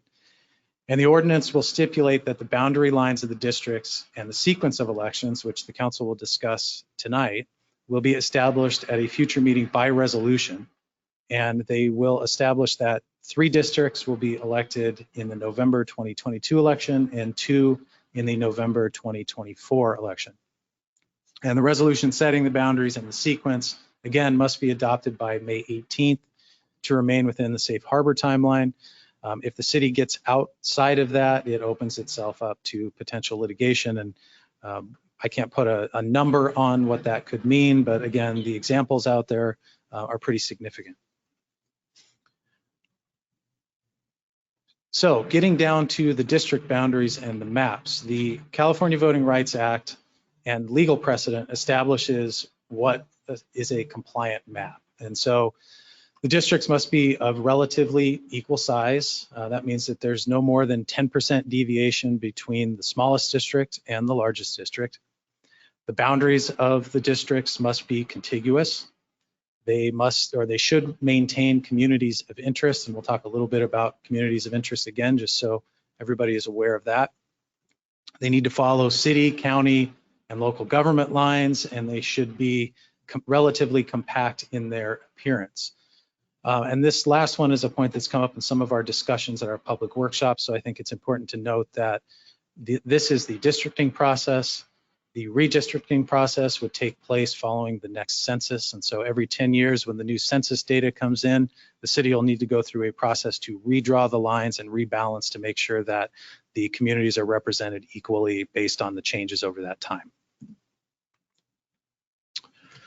So communities of interest, these are kind of the building blocks of the districts, and they can include a number of different categories. They are subjective, open-ended, and as inclusive as possible. You've heard all of those terms as we've gone through these meetings, but on the screen I've put some of the examples that were received in the outreach component of this process and through the community of interest surveys that members of the public submitted and maps that members of the public submitted. And so some of the communities of interest that we saw were the town center specific plan area, transit-oriented development area, the TOD, mixed-use development area, North Diamond Bar Boulevard. Those 3 are all new areas that were established as part of the general plan revision, which was completed, I believe, in 2019. One thing to note there is that none of these areas actually are in existence yet. They're conceptual. And so we have an idea of where those lines may be, but there's been no activity or no construction or changes in the residential areas as of yet. School district boundaries was a big one. We had a layer on our mapping tool that included those school district boundaries, and that was something that was brought up at many of our meetings. The North End neighborhoods, this one came up several times as well as a standalone area that people would like to see kept together. Sunset Crossing neighborhoods and the neighborhoods kind of adjacent to the Lanterman development area, that was another one. Homeowners associations, making sure those were kept whole. There are various homeowners associations spread throughout the city, some bigger than others. Areas that border another city, the city has boundaries that include City of Industry, City of Pomona, City of Chino Hills, and then unincorporated Los Angeles County. And then some commercial areas, some shopping center districts and so forth. So when selecting a map, that's going to be the first topic that the City Council will consider today.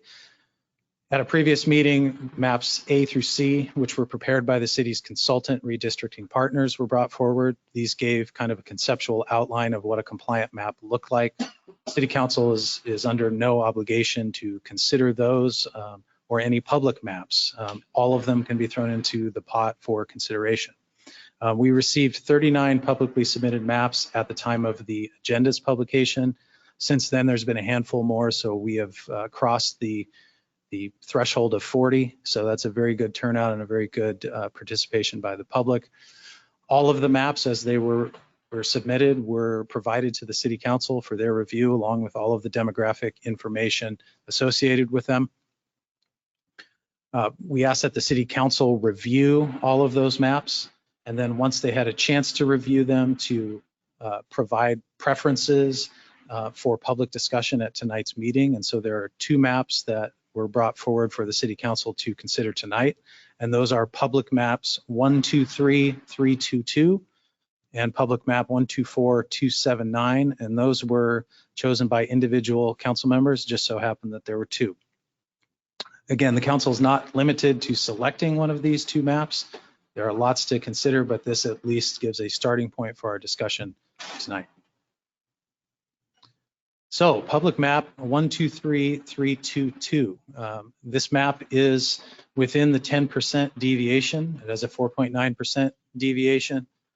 Boundaries of that map are contiguous. There are many intact communities of interest here. You'll see on the screen the ones that were brought up by the public. You've got the TOD area, mixed use, school district boundaries, North End neighborhoods, Sunset Crossing neighborhoods, and Lanterman. And most of the homeowners associations, one exception is the Country Estates. There's one small section of the Country Estates which is not intact in this map. And district boundaries, based on the way they are drawn, are likely to be considered compact. So there's no squiggly lines or kind of strays as part of this map. This is public map 123-322. You'll see the 5 districts there. And I'll go through in a little bit more detail as to the boundaries so you can get an idea of where they are. Here's some of the demographic information that was used to make sure it was compliant with the deviation.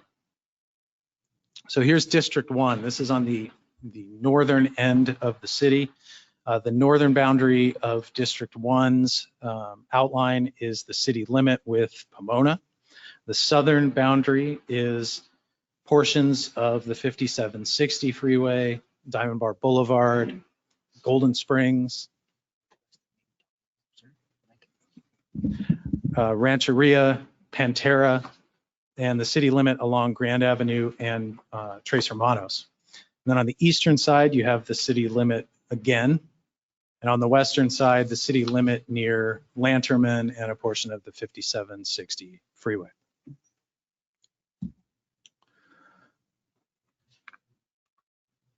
So District 2, the northern boundary of District 2 butts up to District 1. Again, this is adjacent to portions of Lanterman, Diamond Bar Boulevard, Golden Springs Drive, Rancheria, Pantera Drive, and the city limit along the open space area behind Pantera Park.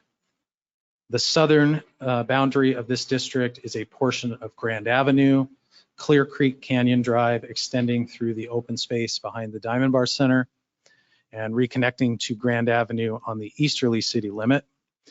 The eastern boundary is primarily the city limit with Chino Hills, and the western boundary is a portion of the 5760 freeway and the city's boundary with the city of Industry.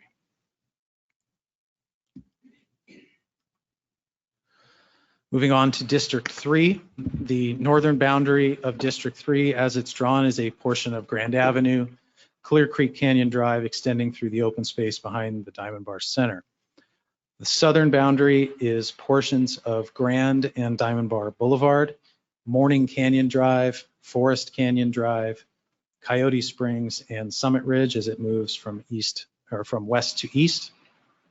The easternmost boundary includes Longview Drive, Brockwood, Pebblewood, and a portion of Summit Ridge. And then the western boundary is portions of the city's boundary with Industry, portions of Kiowa Crest Drive, and the Gateway Corporate Center.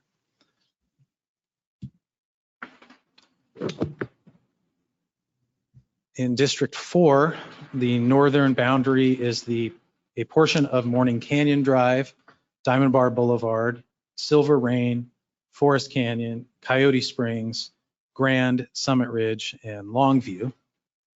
The southern boundary is the city limit adjacent to the unincorporated area of Los Angeles County heading down to Orange County and Brea. The eastern boundary is the city limit adjacent to Tres Hermanos and Chino Hills. And then the western boundary is portions of the 5760 freeway, Diamond Bar Boulevard, Fern Hollow, Broken Arrow, Viento Verano, Leaning Pine, etc. Some of those neighborhoods that are kind of across from the high school. And then finally, District 5, the northern boundary of District 5 includes portions of the city limit adjacent to the city of Industry. The southern boundary includes the city limit adjacent to the southern border with unincorporated Los Angeles County, plus a portion of the 5760 freeway. The eastern boundary includes, again, the 5760 freeway, portions of the Gateway Corporate Center, and neighborhoods bound by Fern Hollow, Viento Verano, Leaning Pine, Santa Quin, and Kiowa Crest. And then finally, the western boundary includes the city limit with unincorporated LA County and Rowland Heights.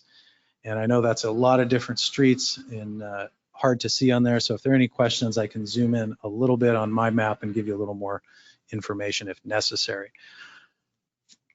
There are a number of communities of interest on the previous map, and I'll get to this slide in a second, but the school districts, Tres Hermanos, HOAs with the exception of a small portion of the country estates, borders with other agencies, the North End neighborhoods, Sunset Crossing neighborhoods, those are all communities of interest that are contained within a standalone district.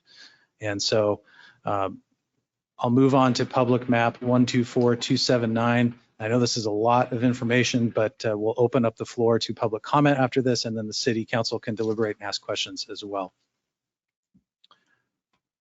All right, public map 124279.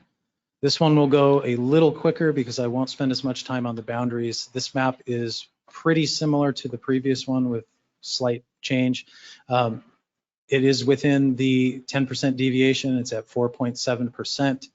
The district boundaries, again, are contiguous, maintains intact communities of interest, again, including the TOD area, mixed use area, school districts, North End neighborhoods, Sunset Crossing neighborhoods, homeowners associations, and the district boundaries are likely to be considered within the compactness test. And so here's the overall view of the map. Really, the only difference here in this map between the one before is that there's a District 3 is slightly larger on its southern end. I believe it extends out to include Morning Canyon Drive. You'll see what looks like a little bit of a boot in the reddish number 3 district in the center of the screen there. On the south end, that is essentially the difference. And that is made up by extending District 4 on its north end as it extends towards Grand Avenue to include the entirety of the country estates. These are the demographics used to ensure compliance with the deviation. And here's a closer look at District 1. Again, this is on the northern end. I can go through the streets again if the council desires, but again, in this case, District 1 matches my previous description. District 2 matches my previous description from the previous map as well. District 3, again, this is slightly different in that it extends further south. District 4 is largely the same, but for slightly extended on the northern end towards Grand. And finally, District 5 is the same. So, as if that wasn't enough, there's another action that has to be taken this evening, and that is the sequence of elections. And so once the City Council has selected its preferred map and given direction for the staff to bring that back for consideration as part of a resolution at a future meeting, the council needs to determine the sequence of elections. And so council must take the chosen map and select 3 of the new districts for election in the November 22 election this year. And then the other 2 will be up for election in the November 2024 election. And just one important to note for everybody's sake is that the sequence of elections per the elections code cannot shorten the term of any current city council member. And so if a city council member is in the middle of a term that extends until 2024, the sequence of elections will have no bearing on them completing that term.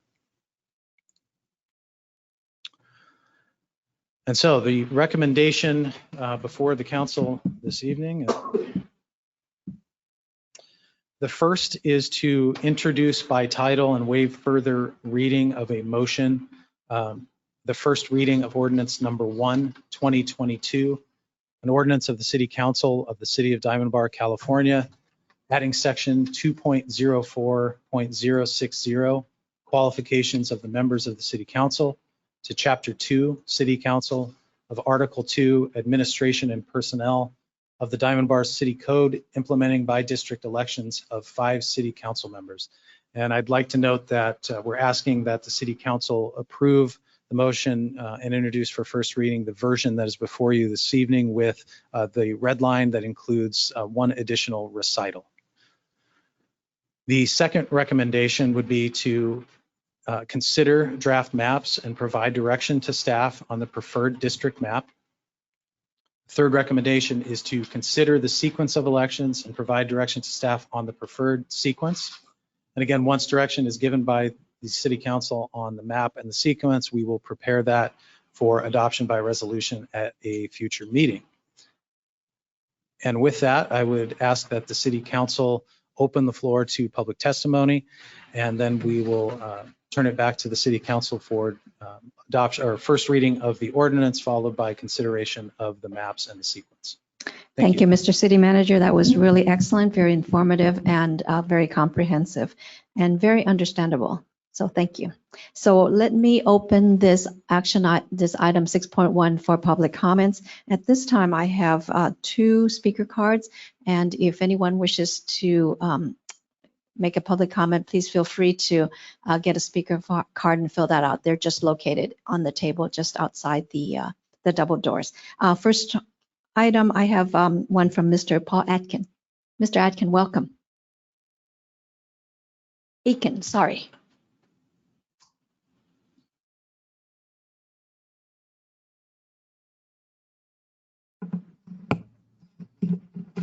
Thank you, Mayor.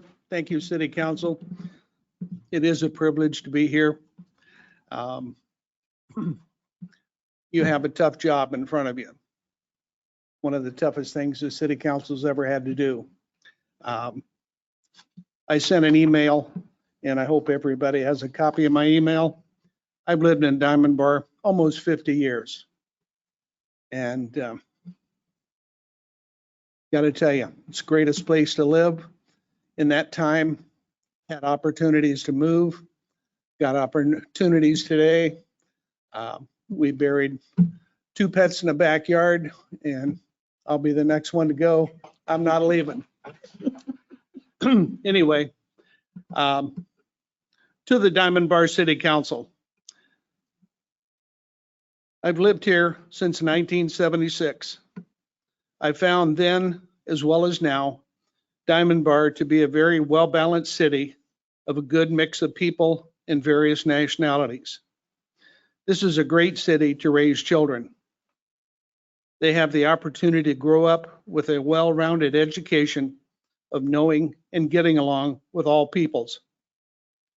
Chopping up our city to try and achieve a perfect balance is impossible.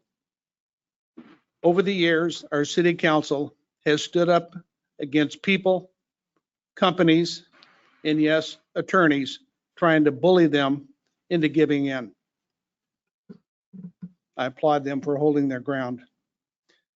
Please reconsider your position.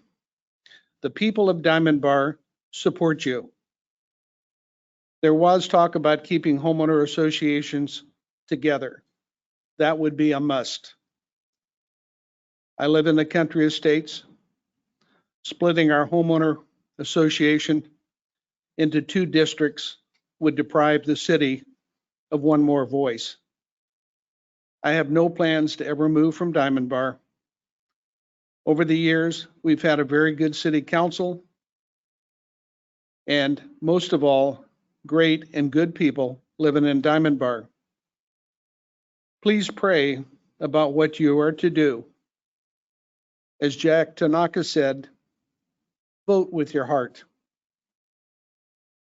I realize we probably don't have any choice, and this is probably going to happen. But over the years,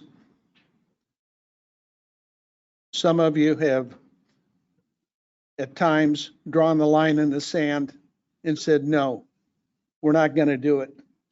And I won't go into some of those details that I know very well, but I'm proud of Steve Ty and others that stood up and said, no, that's not true. That's a lie. We're not going to be intimidated and shoved around.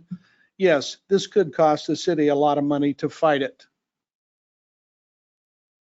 I believe the people at Diamond Bar, the majority of the people, would support you if you explain to them why you intend to fight it. Yes, it's an uphill battle. Yes, this attorney's got a track record. He's intimidated city after city after city.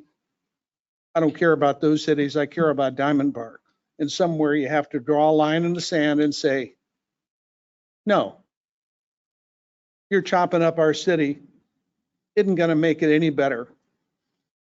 I've lived in about 3 different homes here. And our very first one, we had probably the most well-balanced street, Black, Latino, white, Korean, Asian, just on our street. And I defy anybody to go through Diamond Bar and walk the streets. You don't see a ghetto. You don't see all of them in a row. They're mixed. And most of all, that's best for our children.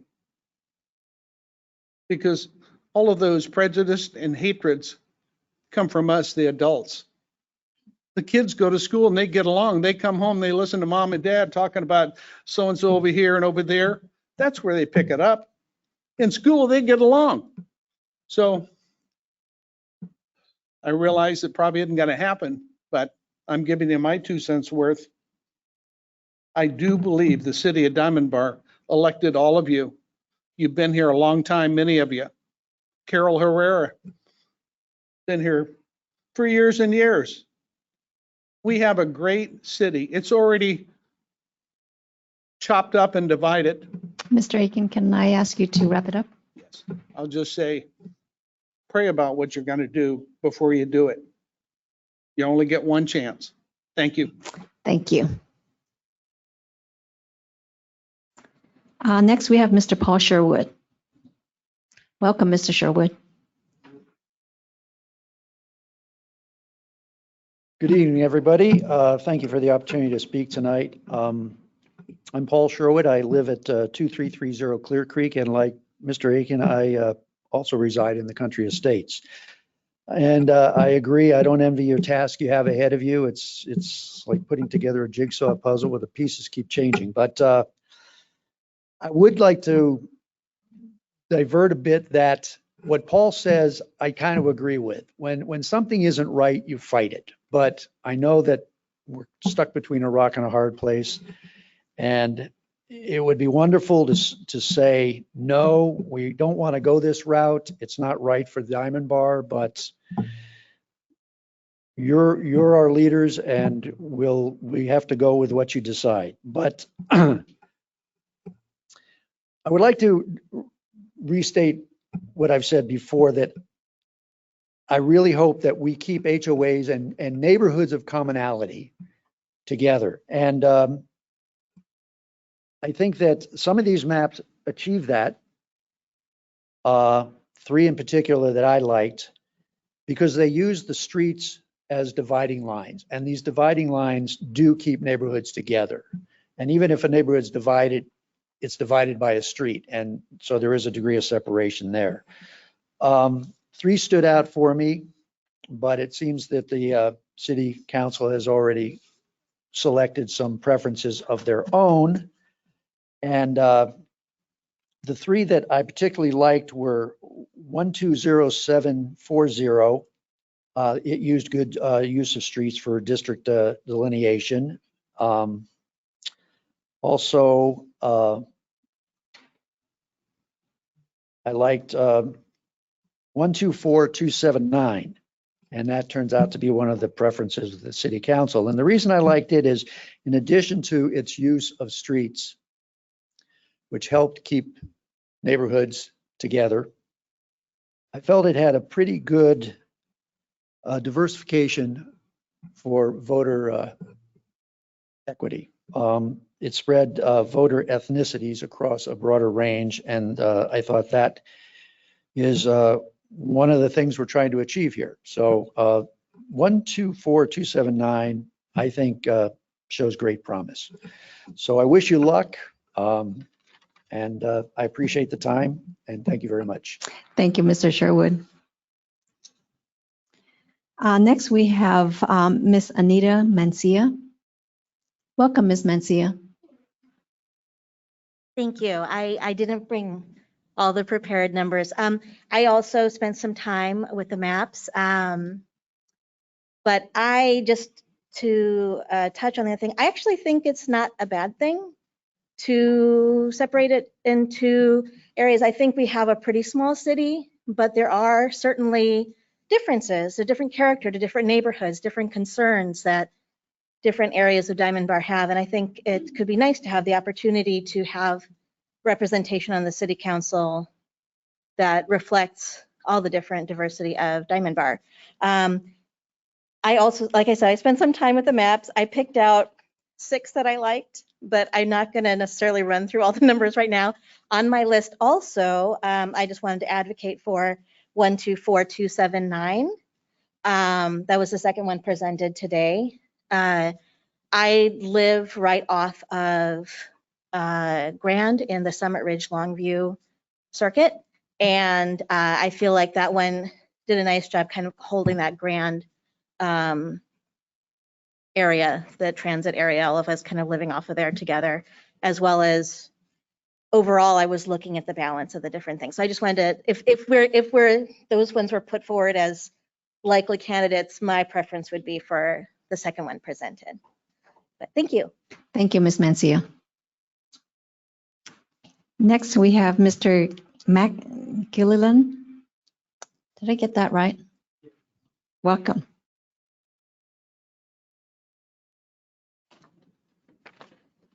Yes, Matt Gilliland.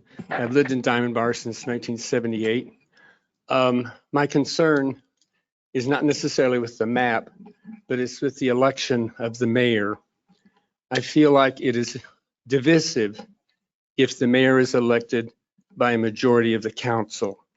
I think it would be much preferable if the mayor there were a orderly and understood sequence that the mayor is passed from district to district to district. I can see where a 3-2 vote would tend to favor a certain section of Diamond Bar, when it would be much more equitable and less divisive if the mayor were automatically sequenced. So I would strongly urge that we not elect the mayor by majority of the council, that it be elected by an orderly sequence passed from one district to the next. Thank you. Thank you. Let me turn that to Ms. Santana. Do you have anyone on the telephone that wants to make a public comment? Thank you, Madam Mayor. We did receive 7 emails tonight for this item. We received emails from Adrian Cottrell, Paul Sherwood, Tulsi Savani, Amer Holmes, Ron and Mary Kay Nichols, Mindy Farabee, and Paul Aiken. And those emails were forwarded to the City Council and were printed for public viewing at the front of the room. At this time, if any member of the public joining this teleconference would like to comment on item 6.1, please click on the raised hand icon in your GoToWebinar program. And Mayor, I do not see any hands raised. Okay, no one on the telephone. Let me just bring it back to the audience here. Last call, anyone for public comments who hasn't spoken that wishes to speak? Okay, seeing none, I will close the public comment, and I just want to thank everyone who came and gave a public comment. Thank you so much for your thought and your and sharing your thoughts and your ideas with us. Okay, let me bring it back to the council. And a couple of the speakers says that this is one of the hardest jobs that we've had to do, and so here we are. Ryan, do you mind putting up a 124279? Sure. Would you mind if we put forth the ordinance before we get into the discussion of do the ordinance, and then I'd be happy to put the maps up. And all right, okay. Okay, that actually is pretty easy. Well, once you decide that that's what we want to do, which we've already done. We've already decided that we're going to go forward with this for the reasons that we've discussed previously, and this is the ordinance. There's a red line version, so hopefully everyone got a chance to read that. Are there any questions with respect to any of the sections in the ordinance as well as the recitals? And we can entertain a motion. I'll motion. I'll second. Okay, thank you. We have a motion by Council Member Liu to approve ordinance number 01. And Mayor, members of the City Council, for the record, the motion includes to read the ordinance by title only and waive further reading. Is that part of your motion, Mr. Councilmember Liu? Yes, that was stated. Okay, so we have a motion with respect to the ordinance, first reading, and seconded by Mayor Pro Tem Chow. Ms. Santana, would you please? Right, number 1, 2022, yes. Yes, Madam Mayor. Councilmember Liu? Yes. Councilmember Lyons? Yes. Councilmember Tai? Yes. Mayor Pro Tem Chow? Yes. Mayor Lyons? Mayor Lowe, excuse me. Mayor... I'll just vote twice. Yes, I vote yes. Thank you. Okay, the motion passes unanimously 5-0, ordinance number 01-2002, and that's for first reading. Okay, next up is the maps, selection of the maps. So we have questions. I believe, Mayor Pro Tem, you had a question. Not a question, but since map 124279 was mentioned quite a few times, just want to bring on the screen so we can reference it.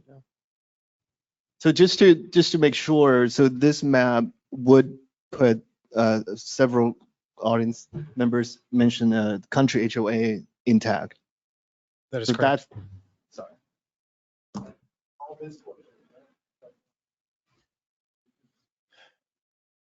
Oops, that didn't work.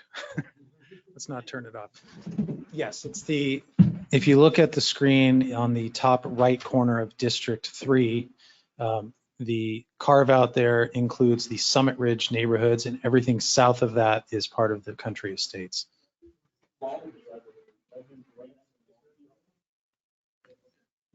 Yeah, the thing that comes down like this is Delta. Oh, that's Delta, that's right. But Delta's not the country. That's right.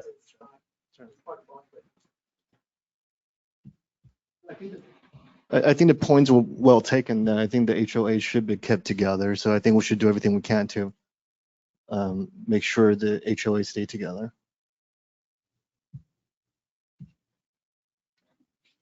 Okay, any other questions for our Assistant City Manager? Councilmember Lyons? Yes, Mr. McLean, I just wanted to verify that also Willow Heights remains in one district, right? As does Diamond Crest and the other one over by South Point. Yes, Willow Heights is in the southern part of District 4 on this map. Diamond Crest, which is one of the last areas annexed into the city maybe 10, 12 years ago, is on the eastern side, eastern side of District 5. The Summit Ridge, or the South Point area, and forgive me for it's slipping my mind the name of that community, but there's a gated community immediately adjacent. The Larkstone neighborhood, that is all included in District 5. And then I believe you're referencing the Pulte Homes project. Yes. That is in District 2 on the southern half of District 2. All of it's in the same district. Correct. Correct. Okay. Yes. The Pulte homes are the ones that are up the hill? Yes, kind of in the vicinity of Gold Rush and Tin, I believe. What about the apartment community along Diamond Bar Boulevard? Well, I think it depends on which one that you'd be referencing. There's portions of Diamond Bar Boulevard in District 4 and District 3. So is there a specific? It would be on. Montefino is in not District Montefino. 3. I'm sorry, I'm bad on directions here. It would be on the south side of Diamond Bar Boulevard.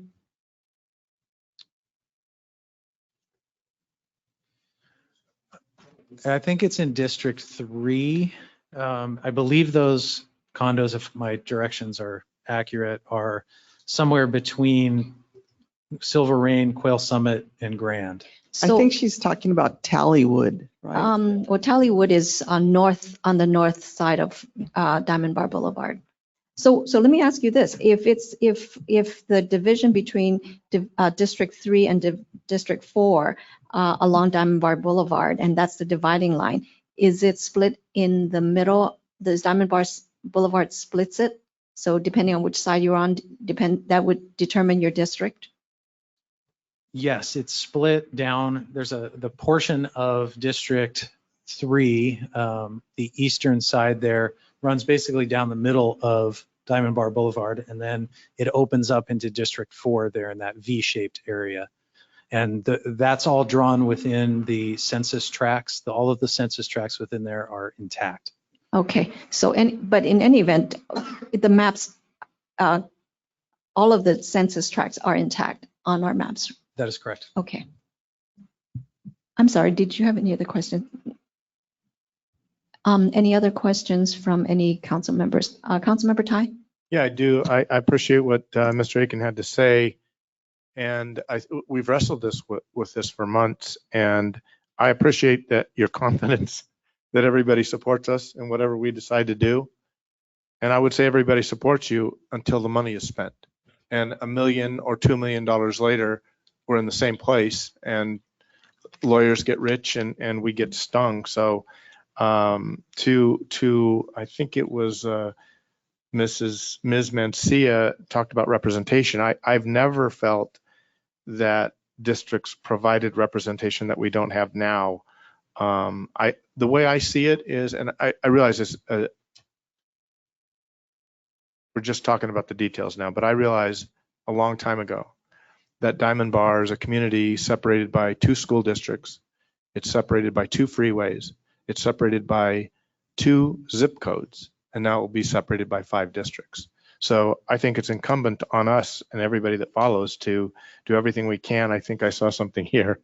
I really like that this is redlined, that the city council finds that the city is best served by council members who govern in the best interest of the entire community and not just a specific district from which a council member is elected. Maybe we had to put that on every when we go to get 25, 30 signatures, maybe we ought to put that right on there. So I think this is where we're at, and I think it's unfortunate. And here we are.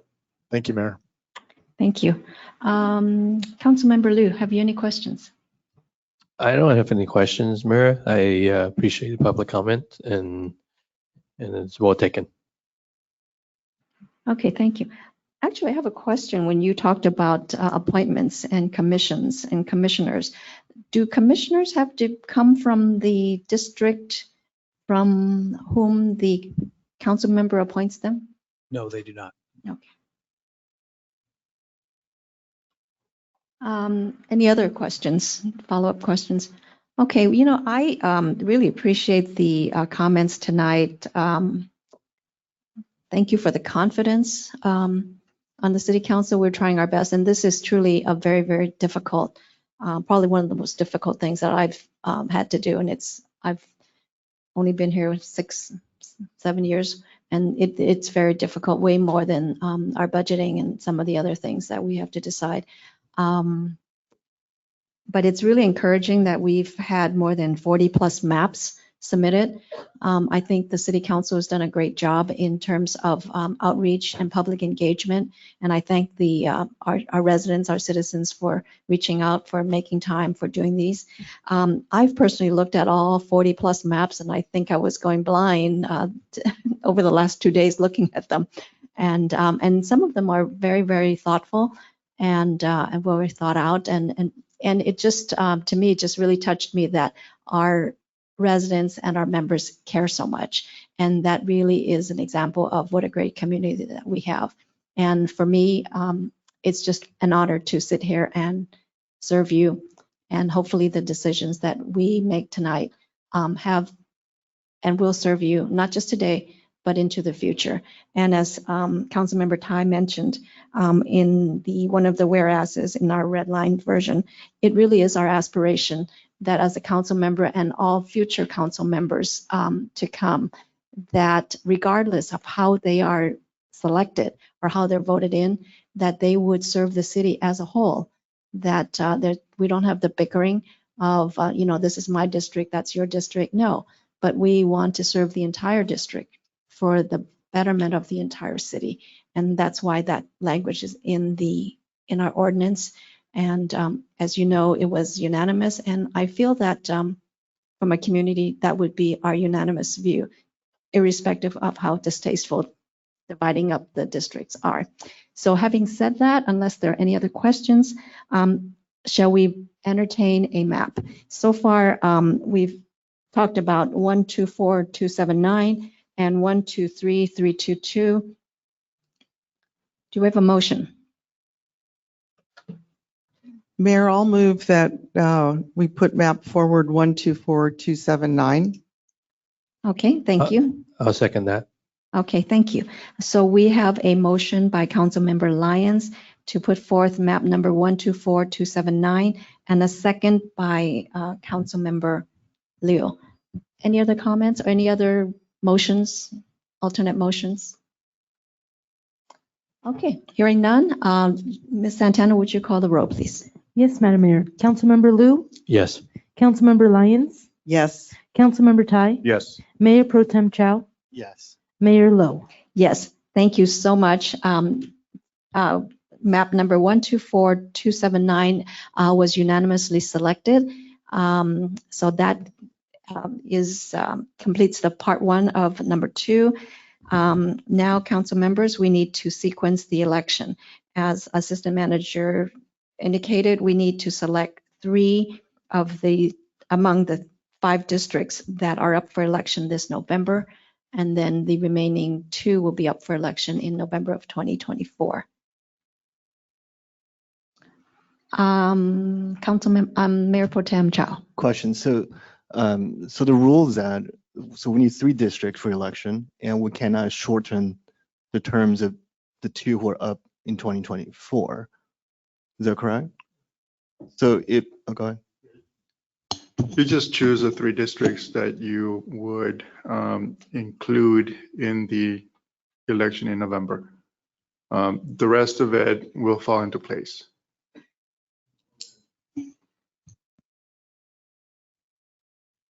someone makes a motion or not? Yes, someone should make a motion. Yes, that's what we need here. Councilmember Liu, do you want to make a motion? Sure, I'll motion. Go for it. Motion 134 for 2022. Okay, so your motion is that districts 1, 3, and 4 will be sequenced for election in November 2022. Did I say that correctly? Yes. Okay. Do we have a second for that? I'll second. Okay, so that,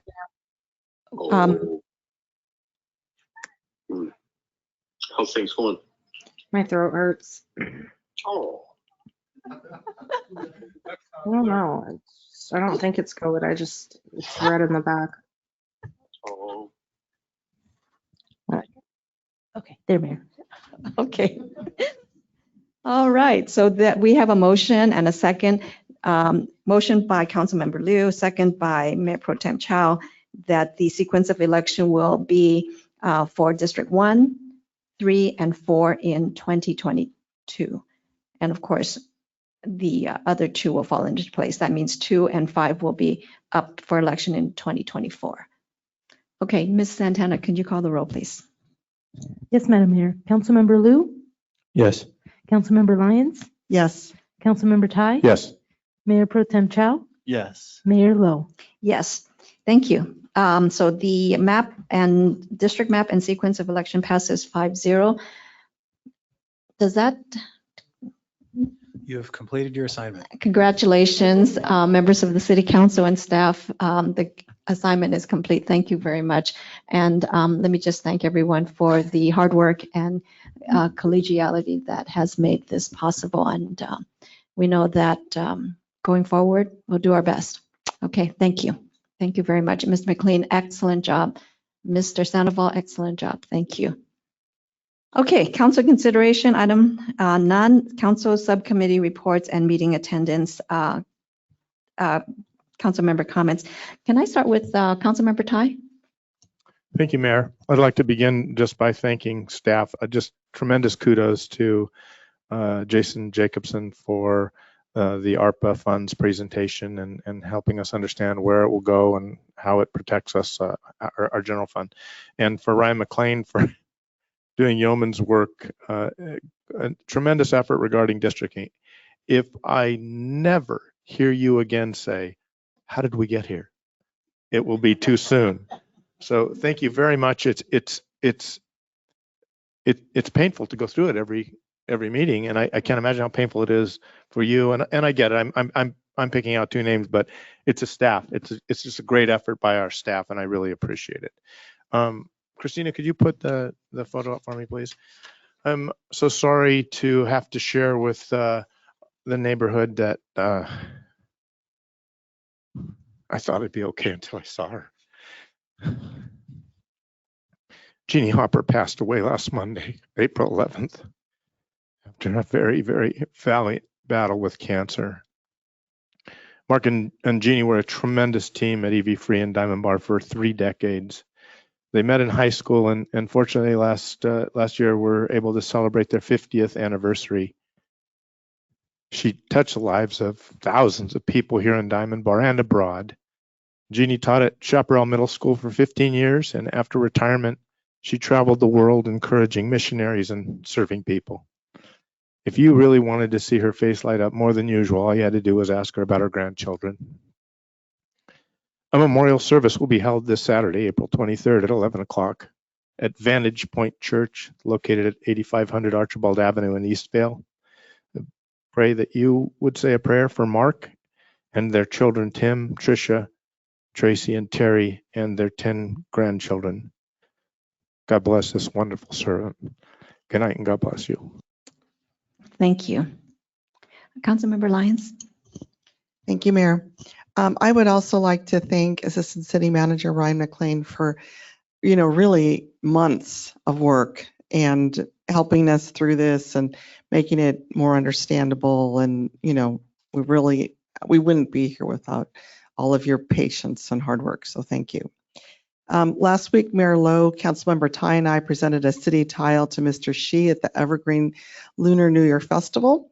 And many of you know Mr. Shi. He's just made many contributions to the health and well-being of our Diamond Bar residents.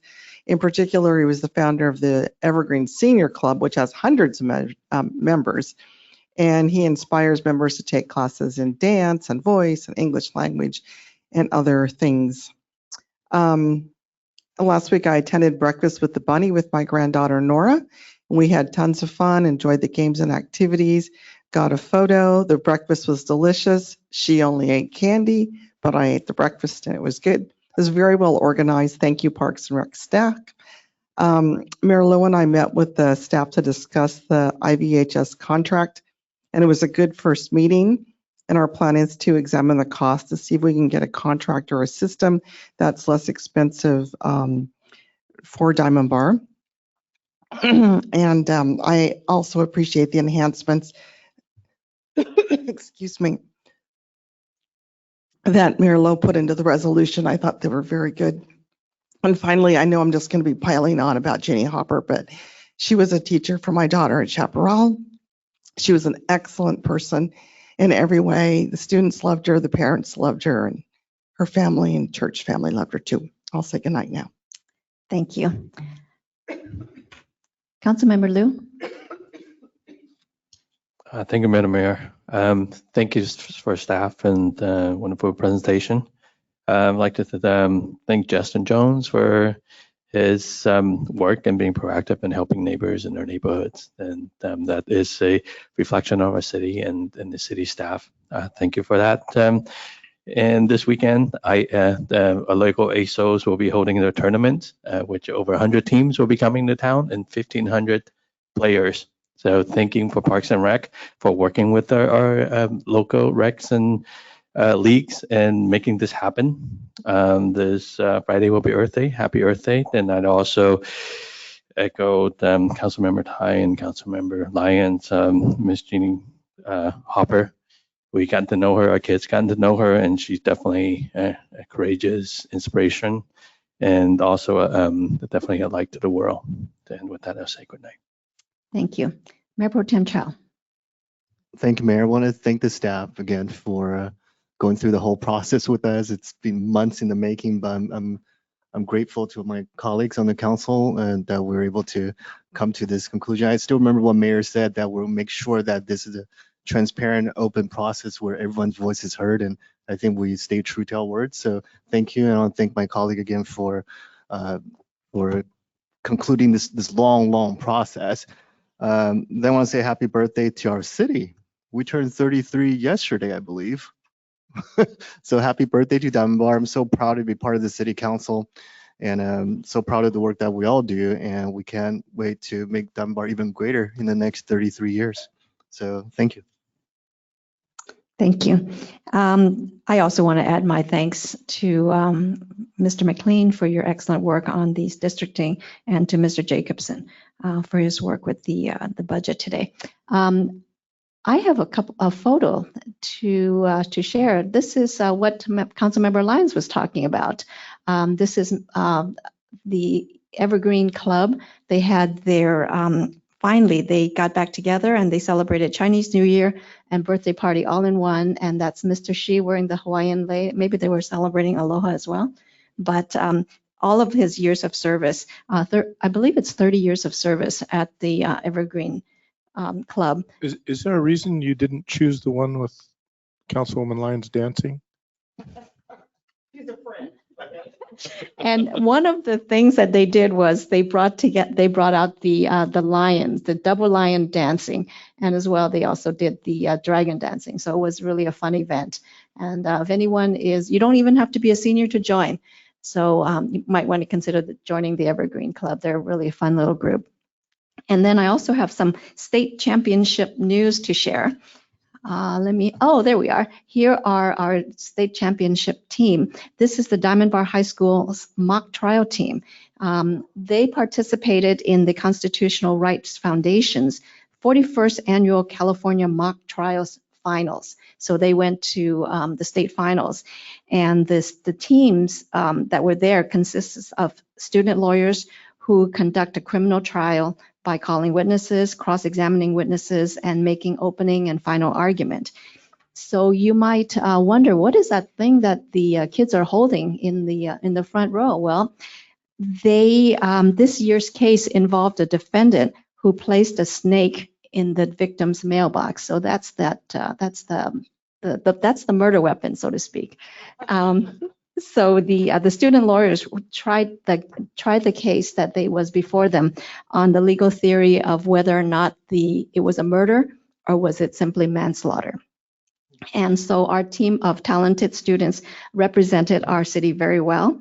DB High students Alexandra Chala was awarded Outstanding Attorney, and Marcus Shee was awarded second place as courtroom journalist.